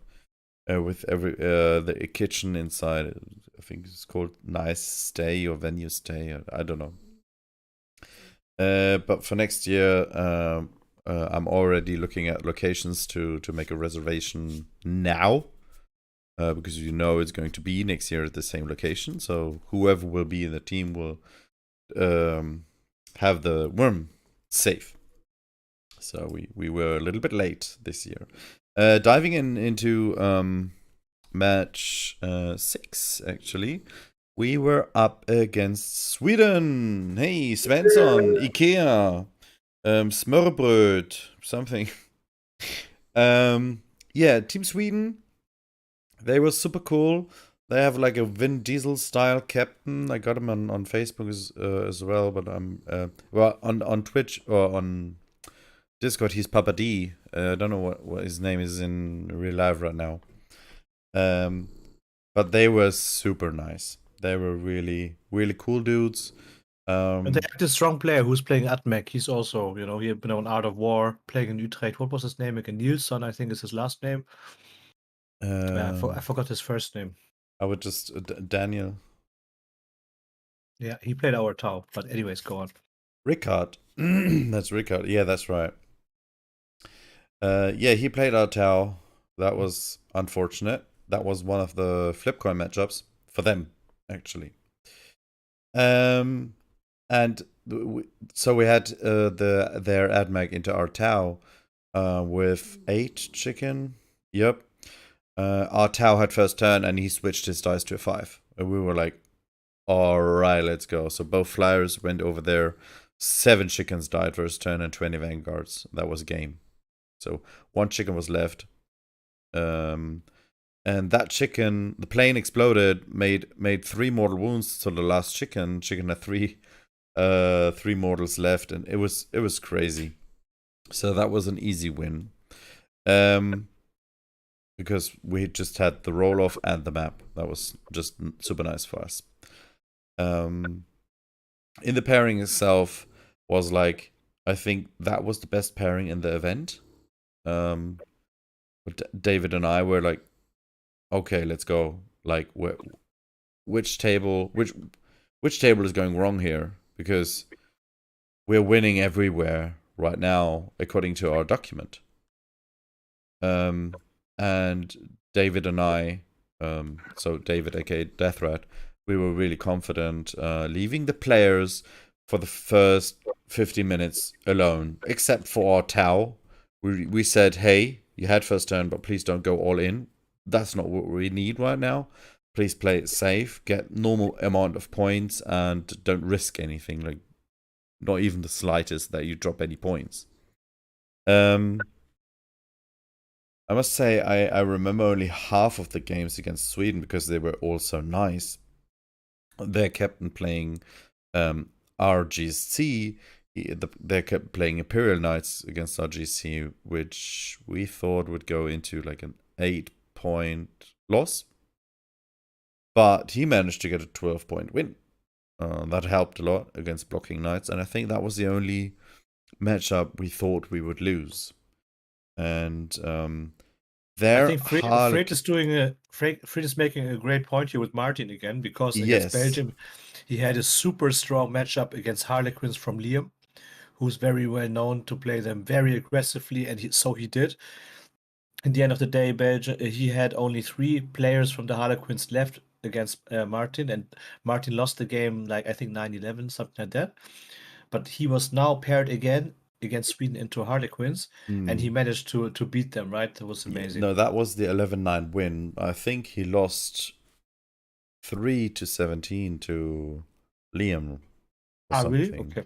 I think against Liam he had a big loss, but he was winning against the Harlequins from Sweden. I can't check my phone, but he was giving Liam a hard time as well. I just want to mention one thing out there to everyone. Back to the Belgium matchups that just everybody should know. So we had our GSC playing. Yeah, it was 4-16 to Liam. Yeah. The Belgium Tyranid player played RGC, and we should have drawn that game in the estimation. We were slightly behind, like 4-5 points maybe. And then RGC player noticed something. The Tyranid player had 1 dice who had a symbol on the number 1 instead of the number 6. So, like, usually there's a number 6 symbol. The rules pack says, if you have any symbols, all of the symbols have to be on the same side. And if you have 1 dice that shows a symbol on the 1 instead of the 6, what happens is you grab a bunch of dice, you roll, you see that symbol, you assume it's a 6, but in reality it is a 1. It was only 1 dice, and it was no hard feelings. We don't think he did it on purpose. No way. But we had to get the judges to just, first of all, inform them, because he was using the dice for 5 games already, and also if we have to do anything at the table. So I got the first judge, and he said, well, I can't rule that on my own. This is a hard case. So he got nearly all of the judges together. It was like 4 or 5 judges next to the table. So I said, so what's going to happen? And they asked me what I was hoping for, what's going to happen. I said, we're hoping for nothing. We're Germany. We want to make it correct. So you say what's going on, and we will accept it. Okay? That was Belgium, yes. That's what I'm saying. I'm going back to the Belgium match. This was not Sweden. That player received a yellow card and they ask us, "Hey, what do you think?" We are now saying the player's getting a yellow card, which directly means minus 50 battle points in the current game.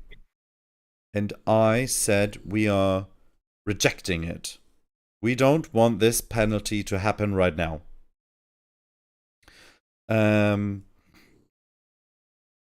they said, you have no say in this. I said, well, please make sure everyone knows that the Germans do not accept this penalty for him. You can, if you want to make a penalty, then give it after all points have been added up from the whole event. But don't change the outcome of this match. And they said no. So I went up to the player, of course, after they had a talk with him, and he knew minus 50 points. He was devastated. We knew it was not on purpose. We said, hey, look, we're really, really sorry. We tried to block this penalty from you because that's not how we want to win. So what I did after that, because they had no coach, right? Oh, they had a coach, but he was not present or something. It was an older guy who just didn't know what was going on. So I went to every table. I took the time on our players. I explained the Belgian player what is going on, that they have the information, like, hey, your turret is now minus 50 points in the match. So we deducted the time from the German clocks to tell every Belgian player, this is what's going on your table. Maybe you have a play, maybe you can, go all in or anything, just to make sure we are still, like, same information. We're always on the same page. So that's what we did there. And just wanted to make it out there because we've heard some rumors, which I just want to clear out. We were always against this penalty. So thanks for that. We're going back to the Sweden games.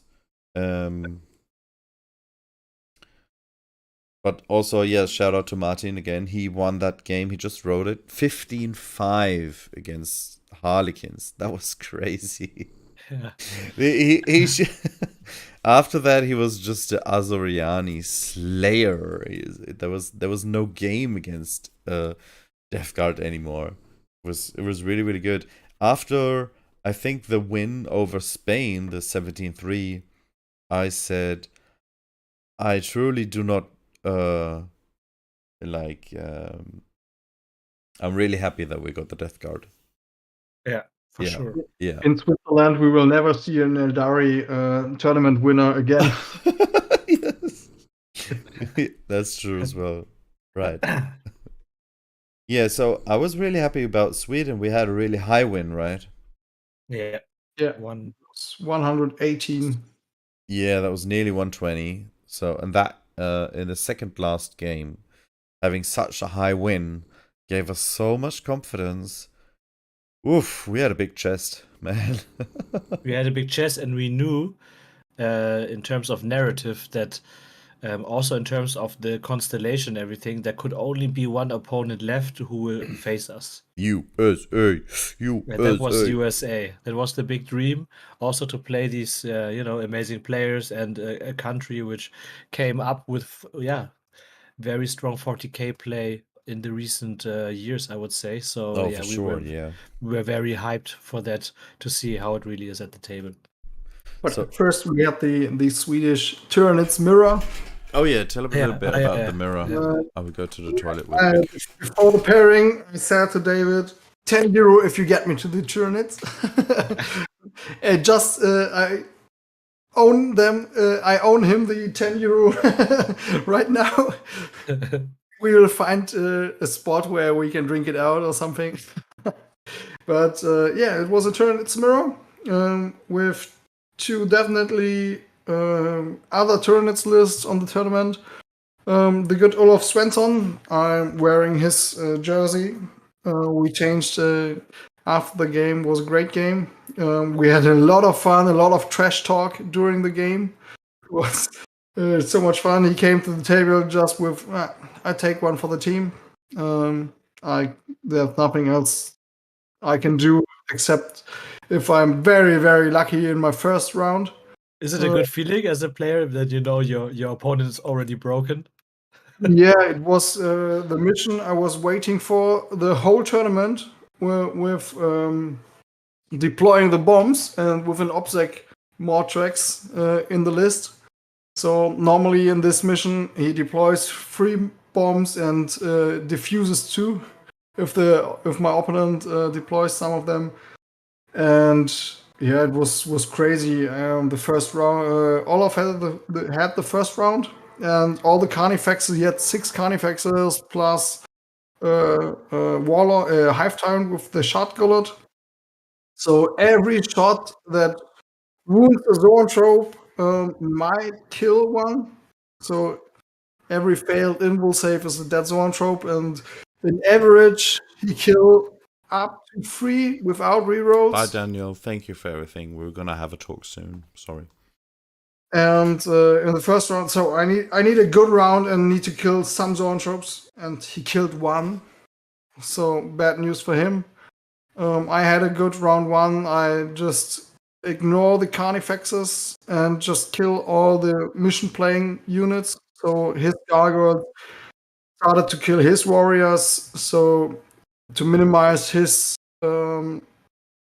synapses on the battlefield, and then put the harpies in front, so you have to attack them and bring the rest in a good position. And then he made one thing. He tried to shoot 1 harpy and tried to kill the other one with the flyrant. And after his turn, we already discussed about it, because he only shoot the not synapse harpy and didn't make 1 hit or 1 wound against the other one he tries to kill in melee. And only because the synapse harpy was full, the Hive Tyrant couldn't get through it. He had the transhuman and the Forb invul. The flyrant stuck there. He can't overrun with the living harpy, and then I just smited away. It was harsh. I scored 64 primary point this game. So I made 4 runes with 12 primary points and deployed 4 bombs. Yeah, and the rest also. So it was a big 20-0. And in Olaf's second round, in my second round, Olaf said, "Okay, just to have some fun in this game, I'll now start to count your mortal wounds I get." And we only take them which really make damage. He had the 5-up Feel No Pain in this round, and we only counted which takes a wound, and that was 25. So it was brutal. He had 1 warrior with 1 wound who gets 9 mortal wounds, but only 1 wound, so we only count 1, and at the end it was 25. Yeah, it was brutal. So But cunning. So sorry, Olaf. Was a great game. Was great trash talk. He came. Oh, fuck off. 1 rule for this game: you get a yellow card for every big smite you make. Okay, but then we can do it. We can do it. But then I get 2 anti-yellow cards for every small smite I make. And the tally at the end was I get 36 anti-yellow cards, so I'm fine there. Yeah, it was fun. And a good jersey switch. This one fits compared to the Austria jersey. That was really good. Carlos asking if we had enough and efficient preparation in our boot camps. I think we had good preparation. I can't say anything about the previous years. I think everyone invested a lot, not only time but also money, like drive up to the events, taking time off the family and everything. And also some of the veterans of WTC teams came up to me and said, "You made more preparation than older teams that even won the event. So after that sentence, I was really happy. But this week, maybe not this week because I'm starting to get really sick. But latest next week, I, as the current captain, will announce a few dates for boot camps next year, so people know these dates in advance. So whatever the team will be, whoever will play in there, whoever will be captain, and so on and so on, they already have dates that everyone can focus on. Who wants to be in the team? They can maybe only block the time or the weekends. So we had no boot camp with all 8 players, which was a shame. But on the other hand, every player invested enough time, I think. Some more practical and some more theoretically. Yeah. So before we come to all your questions, we will just dish out the American, because what also happened before the Sweden game in the middle of the night, like I was having a meeting with David, I think 1 a.m. or something, and we were discussing some pairing, and we said, look, we have the stronger players against Sweden, so we will do a normal pairing. We then figured out, after we won against Sweden, that we only need a draw against the USA to be 3rd place. We just calculated that through. And we said, going into a pairing, knowing you only need a draw, feels weird to pair for the draw. We want to show that we are capable of winning against everyone and that we deserve being up there. So going into the American pairing, we had a lot of trash talk before that. Like Nick Nadavari and Mark Perry and I, we were just joking around, like trash talking stupid amount. David and I said, okay, let's build up some flip coin matches, which you usually don't do if you think you can win by normal pairing. Maybe that would have helped against Poland as well. Because what you want to do is, Logan, thanks for the support and have a good night. What you should do when you're the weaker player or the weaker team, you should pair more for flip coin matches. The easiest example would be, we made the Tau mirror possible against the USA with similar lists. Both had 2 players, both had like a same amount of hammerheads, and you know all that jazz. So whoever starts wins 20-0. There's nothing that can go wrong. It's just basically, hey, I win the roll-off, you die. That's what happens 10 out of 10 times. Knowing that, we paired Tau versus Tau, and he lost the roll-off. Just to round up that story, Emo, our Tau player, I think he was really down. He looked really sad. I mean, he had 1 roll-off, turn 1. He had like 10 figures left or something, 10 models left. And he looked at me and he said, Limm, it's over. I said, yeah, we know it's over. Don't worry about it. Just play it through. It sounds funny, but play it through and have a good time. Watch the other matches. So I went back to the other tables. I came back to him because he called me. He said, yeah, but it's over. Like, we're going to write it up. I said, no, you're not going to write it up. You're going to play it through. It sounds funny, but if you count it up, you will receive immediately penalty. There's no counting at this event. It's just playing it. I felt really sorry for him. The reason we've done that is, if we would have won that one and the other matches would have turned out the way they did, we would have won against the USA. We paired for Unfortunately. 100 and I think 102 points was our flip coin pairing if the flips went our way. So 2 flips did not went our way, and we still managed to get, in the end, we needed 6 points from Fred. That turned into 75. He got 2 more, so we drawed 77. Bear in mind, it was 77 points out of 7 games because we just gave them a 20-0 lead, which is insanely good. So everyone in the team was playing next level. I could feel it. I saw Martin, again, Icaros, playing John Lennon. John Lennon is famous, first of all. I mean, you need to have the right mindset. If you know that person on the other side and you know he's famous, he's won so many tournaments, and some of the other players have won an LVO and all of that. It was absolutely enormous that all our players went into this confident state that I looked at Fred and he was playing Richard Ziegler.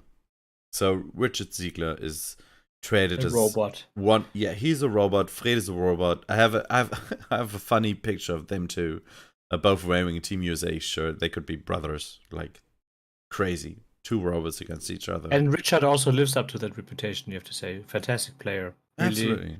Showed that what he's capable of, yeah. Yes. But, I mean, if you play Richard Ziegler on a tournament, and you know he won the LVO with AtMac, and no one expected that, and he won so many other tournaments, he's playing for Out of War, he's him as a person, and you have to go up against him in one of the final games. You need a mindset out of stone to perform, and Hints of stone. yeah. So that was crazy. So Fred overperformed mindly from his mindset point of view. Then Matthias was playing Mark Perry, Craftword with his Necrons. He played that really good. So what else did we have? We had you against the Turnet matchup, which flipped because we expected more. There was some, you lost the Maliceptor when you should have making the math maybe more properly, or maybe not take the risk getting charged by so many Turnet warriors. But still, every player was like playing the best 40k they can possibly play. I could tell by their faces. I could tell by they were standing. They were really. It was crazy cool. In the tunnel. But I have a question for both of you at this point. So you explained the coin flip, right? You created coin flips in matchups. Of course, you could say, maybe we create 3 coin flips, and if one goes our way, or even 2, of course, if all 3 go, then it's amazing. But if you both were to play and you were given these coin flips, would you really play up just to the coin flip and do like all or nothing? Or would you say, okay, I know I have the coin flip, but I'd rather get like, let's say 5 save points for my team, and don't go for the coin flip. You know what I mean? Yes. So basically on the Tau matchup, there's no such thing you can do. Is it? Yeah, because you can't do anything other than go.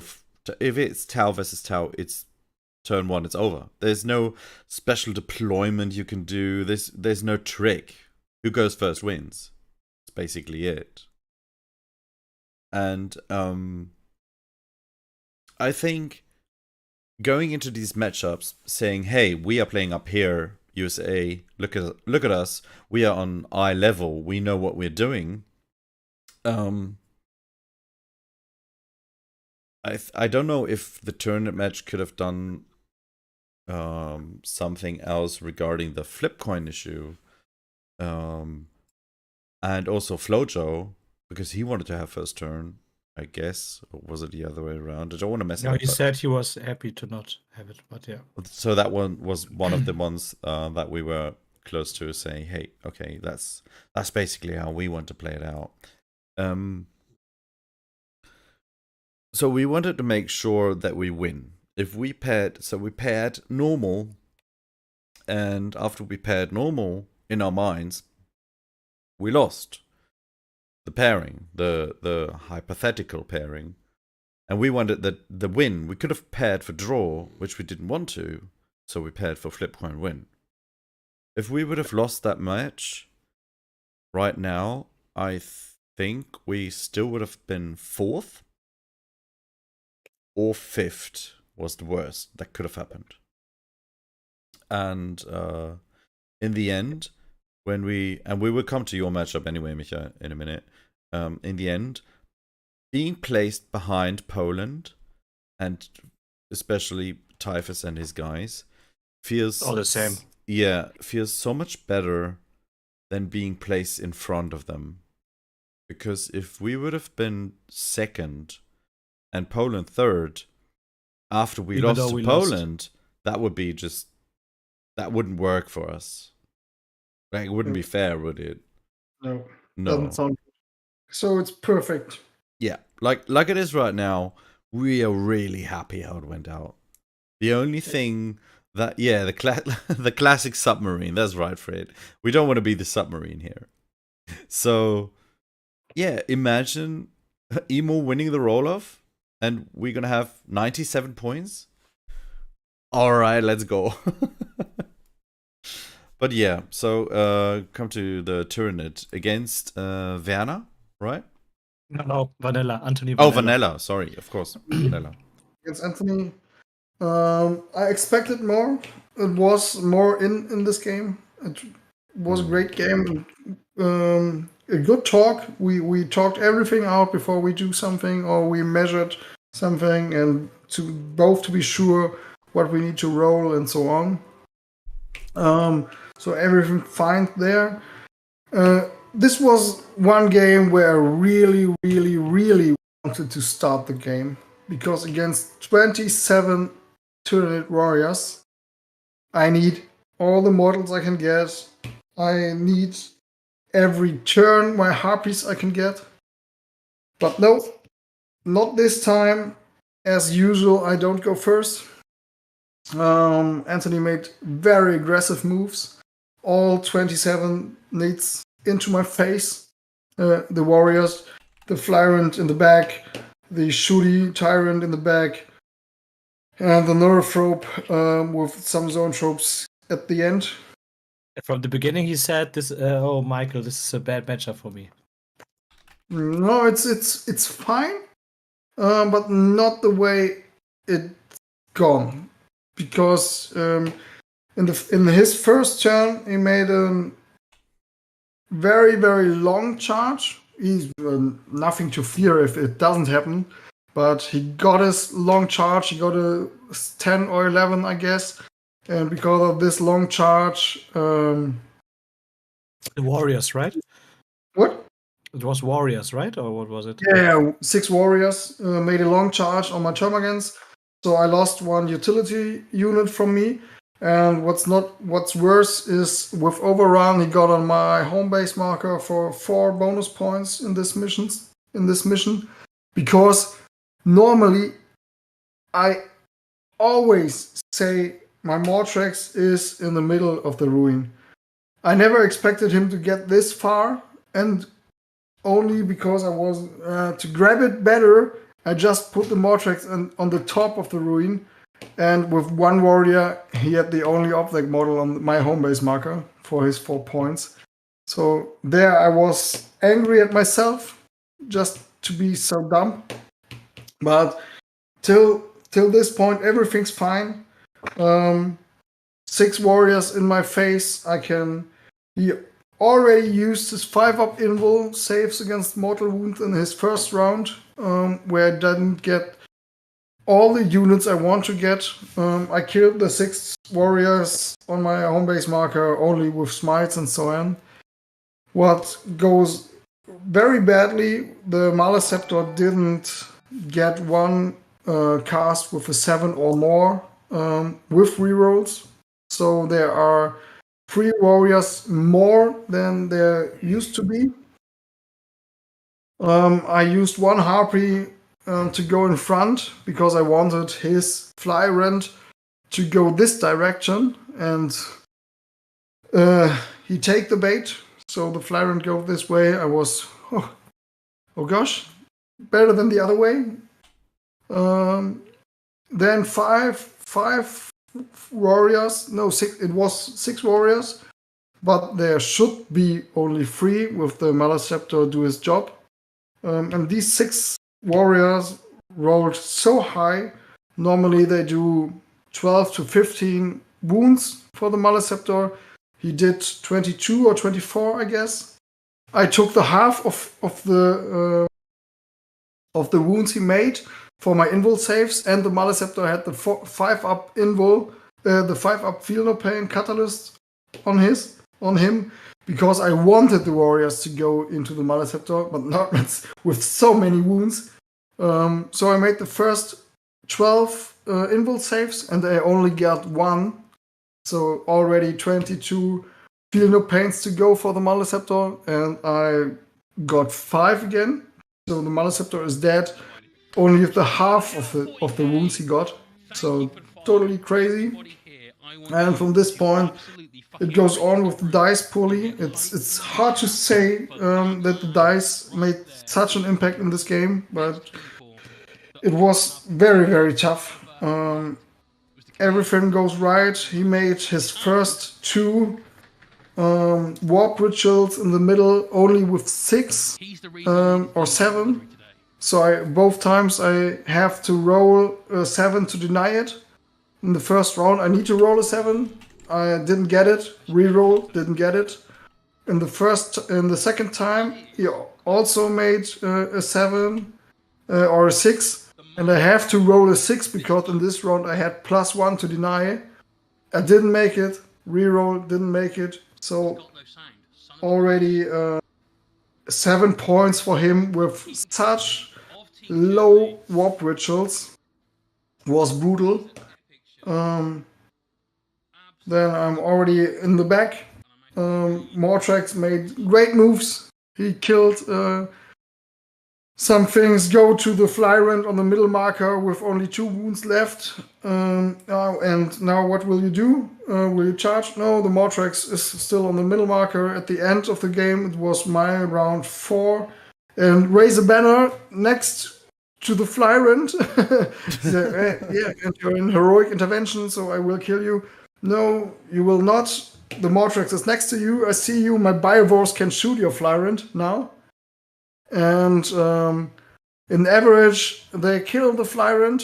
I got 7 shots instead of 6, so I had 1 shot more than the average is.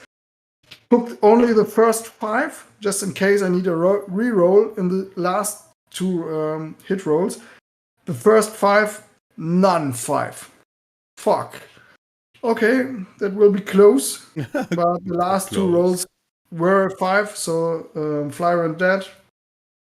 Then the Dawn Tropes luckily kill my Mortrax in the middle. On point. When he will be alive, I made extra 9 points because I get a 12 instead of an 8 round in my last round. And 1 assassination less. And +2 points for the bonus. So then it's an 11-9 instead of a 13-7.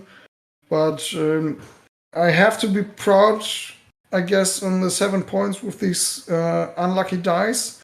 But it wasn't enough. I said I can take 12 to 13 points, and normally I can't do it.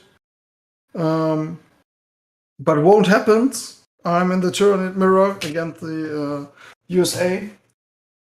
And I just, it's, when it's not enough, I heard the time that it's really close, and I take it completely on my neck if it goes wrong, because I said I took the points. I can take them, I will take them, and I didn't get the points I said. and was sitting next to Fred's table. The last running game, he needed the 6 points. I'm completely down. I called my wife some minutes ago. Fuck, it's so close. And when it doesn't happen, it's my fault. Sitting next to Fred's table, nearly 2 cheers, and then Fred take the 6 or more than the 6 points, and I was the one, Fred, who grabbed you into our huddle, and so much break out of me that you took the 8 points. Wow, so close.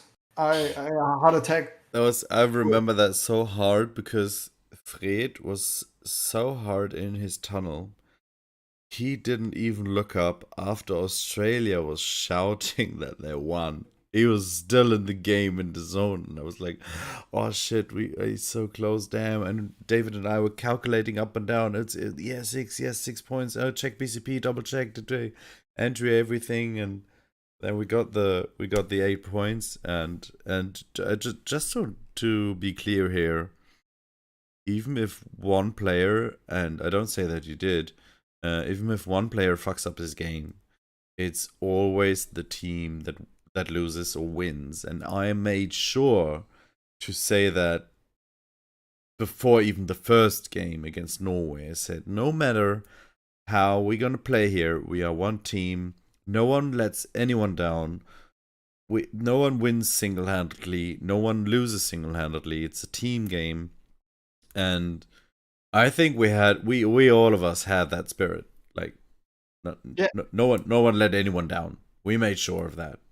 Totally, and I completely knew it, but I will never forgive you. I know. We're all players, we're competitive, and even though everybody says it, and even if the team means it, you speak to yourself, and you have like an expectation for yourself as well, you know. So I can understand Micha on that one, but in the end of the day, it went well.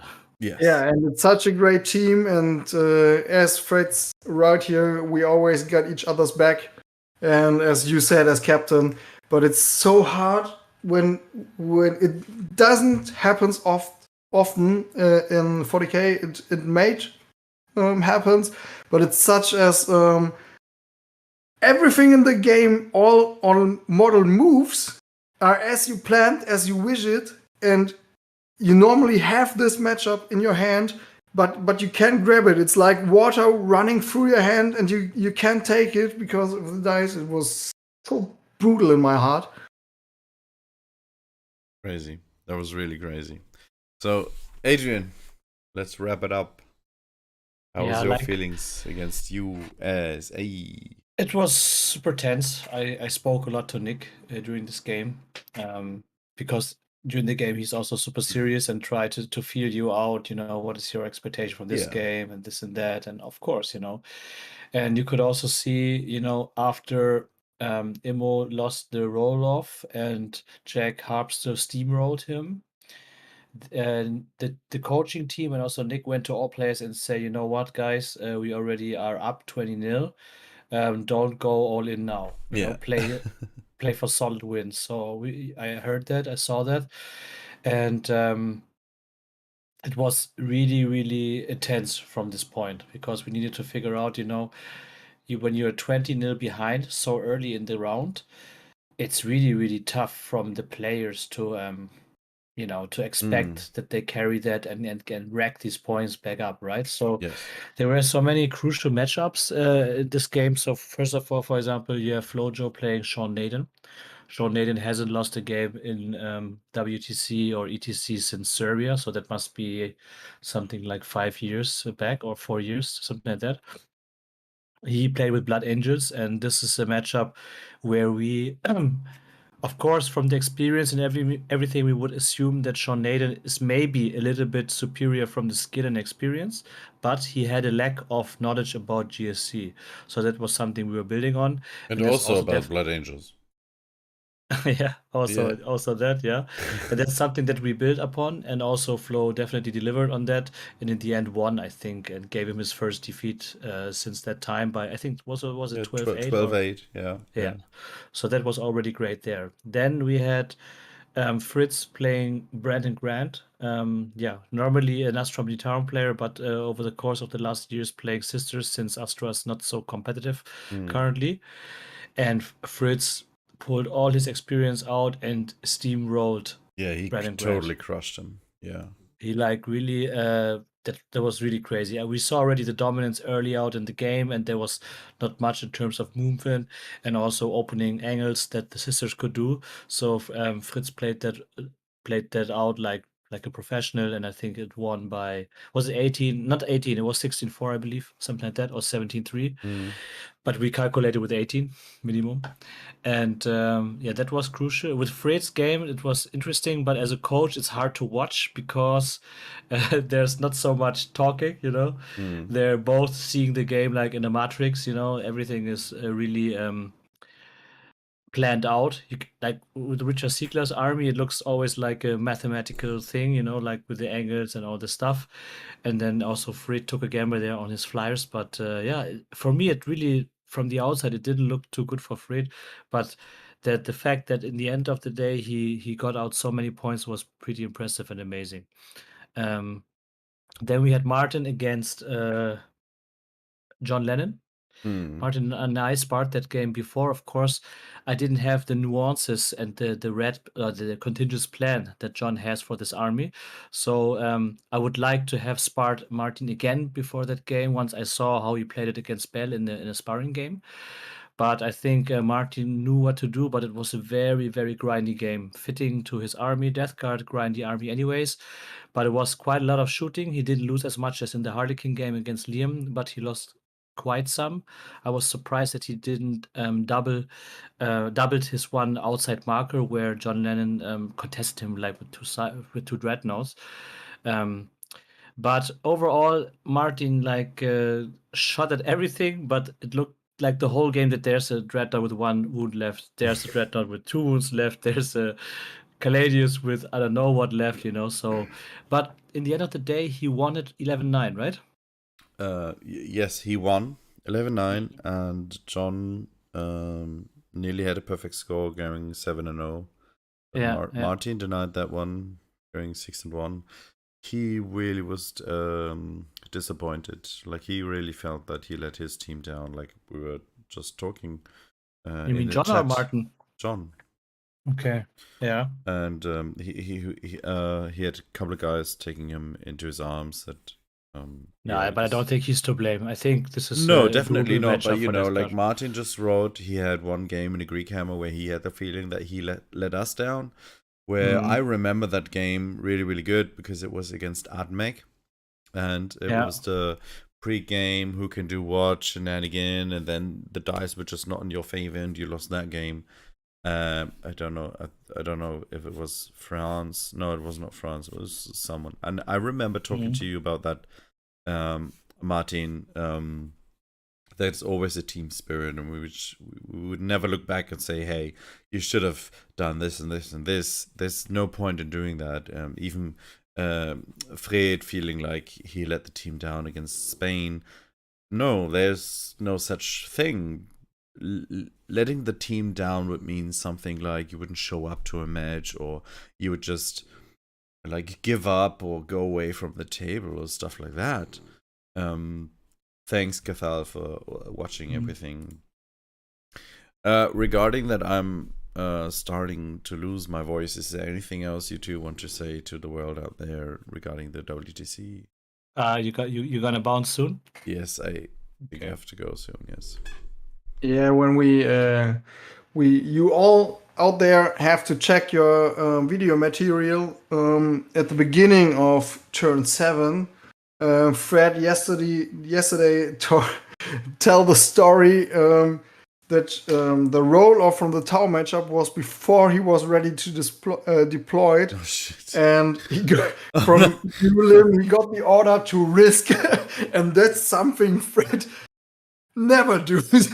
No, he never goes for risk, and he has not won one roll-off. A photo from his face when he got this order.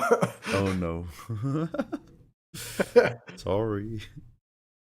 Yeah, but at the end, There are so many great players and people out there. It was so much fun, though. So much sportsmanship out there, and it was. There was one really, really good and tough question a few minutes ago from Mully. If we are tired now of 40k, No. or something. Next. I expected that. I expected to be now. Fuck off. So I need a month out, but already on the way home on Sunday night, 2 a.m. morning, when I arrived at Braunschweig, I was, fuck, this was such a great event, such great people and players. I never give up my place when I don't have to. Yesterday I already phoned David. So what you needed at the event? Did I give you enough information? Could I have done anything else to help you in your job with pairing? I'm so fucking hyped. I never expected this. The start for the next year already began yesterday. Great. So That's really I'm great. not tired. I'm completely hyped, really. So Adrian, you're hyped as well, I know, because you wrote me that, I think, yesterday. But it's regarding something else, right? Regarding the WTC. What you mean? Sorry, I'm a bit lost now. You're preparing yourself. I don't want to say too much, but if you are a competitive player, yeah, and you're a true competitive player, I would say the WTC is the El Dorado for competitive players. Why is that? You get to play the best players in the world. You get to see lists that you might have never seen before. You get inspiration. You see plays that you have never seen before, and everybody has a chance to win, and to win in a different way. And it's crazy when you're a scorer. Of course, your mission is to score high for the team, get the points. When you are someone who's there to count or to counter, or to, let's say, make a, or even if you have to create a small loss, when you do that, it's the same, or maybe sometimes feels even a bit more than a scoring win. It's just crazy. And for me, of course, this year, of course, in the end of the day, I don't know if I would have made the team. It also depends on the list and all that stuff. But obviously, I think I have what it takes when I put everything in, like everybody else.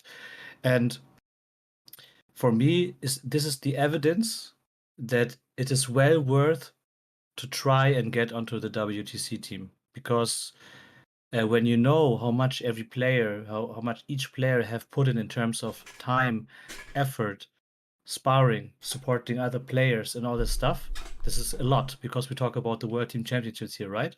But when you've been part of this event, you see it's well worth it, because this is the Champions League. There's nothing higher than this where you can play and where you can grow and thrive as a player. So that's crazy. And for me, a new, I would say, goal has been created by that. And yeah, for me, I have certain ideas what I want to do now, similar to Micha. I also talked about him. I talked about also Mayonnaise also about that. There's some things I want to try. I have a clear plan, but I will not reveal it yet. And we will see how it goes. And you will definitely see us. Yeah, Fred, I cannot share too much, but there are so many factors that are important when it comes to the WTC team, right? You have to see how's the meta, which armies are strong, which armies are relevant, or with which factions you are able to create a, let's say, a concept that's helpful in a team environment. And obviously, you can be a variable player like Manu or whatever, and go with every army, or you stick to the factions, to the 1, 2, 3 factions that you're really good at, and see what you could do. Yeah, I know. You're on the right path there, but we will see. And I also see Limm already shaking his head because he's tired and wants to wrap it up. No, And it's about the fundraiser. no, but definitely I want to see and try a lot of things out until next year. And I think the earlier we do that, the better the chances. So let's see. I need one situation completely at the end of the tournament, when everything's done. we already have our pokers on the coin, and when we go to the cars and say bye bye to each other, Manu, our sisters player and one of our veterans, said something to me. At first, it sounds like completely weird and not weird, but only normal, just a joke, just some nice words. But now we are some days later, and when we get our 10th, 20th hug, he said, "Yeah, Michael, welcome to the inner circle." And I remember that. now it feels like, fuck, yeah, it really is like this. It is like I took a knee and got a knight or something. Yeah. It felt so fucking freaky cool that he said these tiny little words, but it completely freaked me out now some days later. So Manu, thanks to be in the inner circle, and I'll never leave it. Yes, and you will see this event will definitely or has brought the community, especially also on the competitive side, even closer. A lot of bonding has happened there, a lot of talks, and I think the future never looked better for German competitive 40K than now. So yeah, let's take it from there. Crazy. So I've got something to reveal, I guess, as well, because I had a call this morning that I am. It's not 100% now because I still have to discuss it with my wife. But that I will going to be a judge at the Nice. London GT. Congratulations. So, but I still have to decide on that because they asked me if I would like to do that, and they would come up for everything, like the flight, the stay, and everything is crazy. Amazing, man. And There's so much appreciation. It's still the same date as Bremen, as it has the Arctic Alliance Open. Ooh. So that is like, oh, I don't want to miss that one as well because it's, I don't know. Fred, I've got something for you next time we see each other. So while I'm talking, I have your pillow. No, I'm getting some stuff out here. So Okay. No, Fred, he not can give you a yellow card. You already get one. yeah. So this is one of the WTC dice you will get when you're third place. It's bronze. Silver, of course, for second. Gold for the first place. I gave away my 4. I traded 1 for another dice with a referee. So the other people who supported the team can have at least the dice. Then I ordered the glass. Maybe some of you haven't seen it yet. So I get it out again in the beginning and the end of the stream. The glass trophy. So this glass trophy, they will be shipped tomorrow to my place. 3 of them. So usually a team gets 9. And we just needed 12 because we were 12 awesome people up there. We were a 12-man team. It was disgustingly good. It was in that context. It was also very interesting that a lot of countries said, "Jesus Christ, we have to step up our team game because they didn't have. Some didn't even have one coach at all. Like Norway didn't have a coach. Yeah. So for the captain from Norway, he asked me if I could go to other tables and tell them results, which I did, obviously. Yeah, This is just unfair. I got them water as well. They were begging me. Yeah. We got I'm dying. all the teams. We got water and food Yeah. and all the stuff. But Fred, next time I see you, you get this. This is one of the referee dice. I don't know if it shows, but this is a yellow card. It's official WTC judge dice. And if you don't behave, that's where I traded my bronze, the red dice. So I got both of them. So this is one thing that I'm probably going to fly to the LGT, to London. The other thing is that I'm going to definitely be a judge at the WTC next year. I already discussed that with Tom and Neil. But if I will remain in the team, which I'm trying to, build up a big WTC Team Germany association, I would call it right now. I'm in contact with a French association, how they are managing it. I want to make it even bigger. I want to bring the community, which I always try with Kings of the Hill, now even more. My goal is that no player and support staff from Team Germany next year will pay for anything. That they will get all the travel expenses, the stay, the food, and everything for free. That's one of my goals. Yeah, and two other things that I can't yet talk about, but it has something to do with America. So look forward for that happening.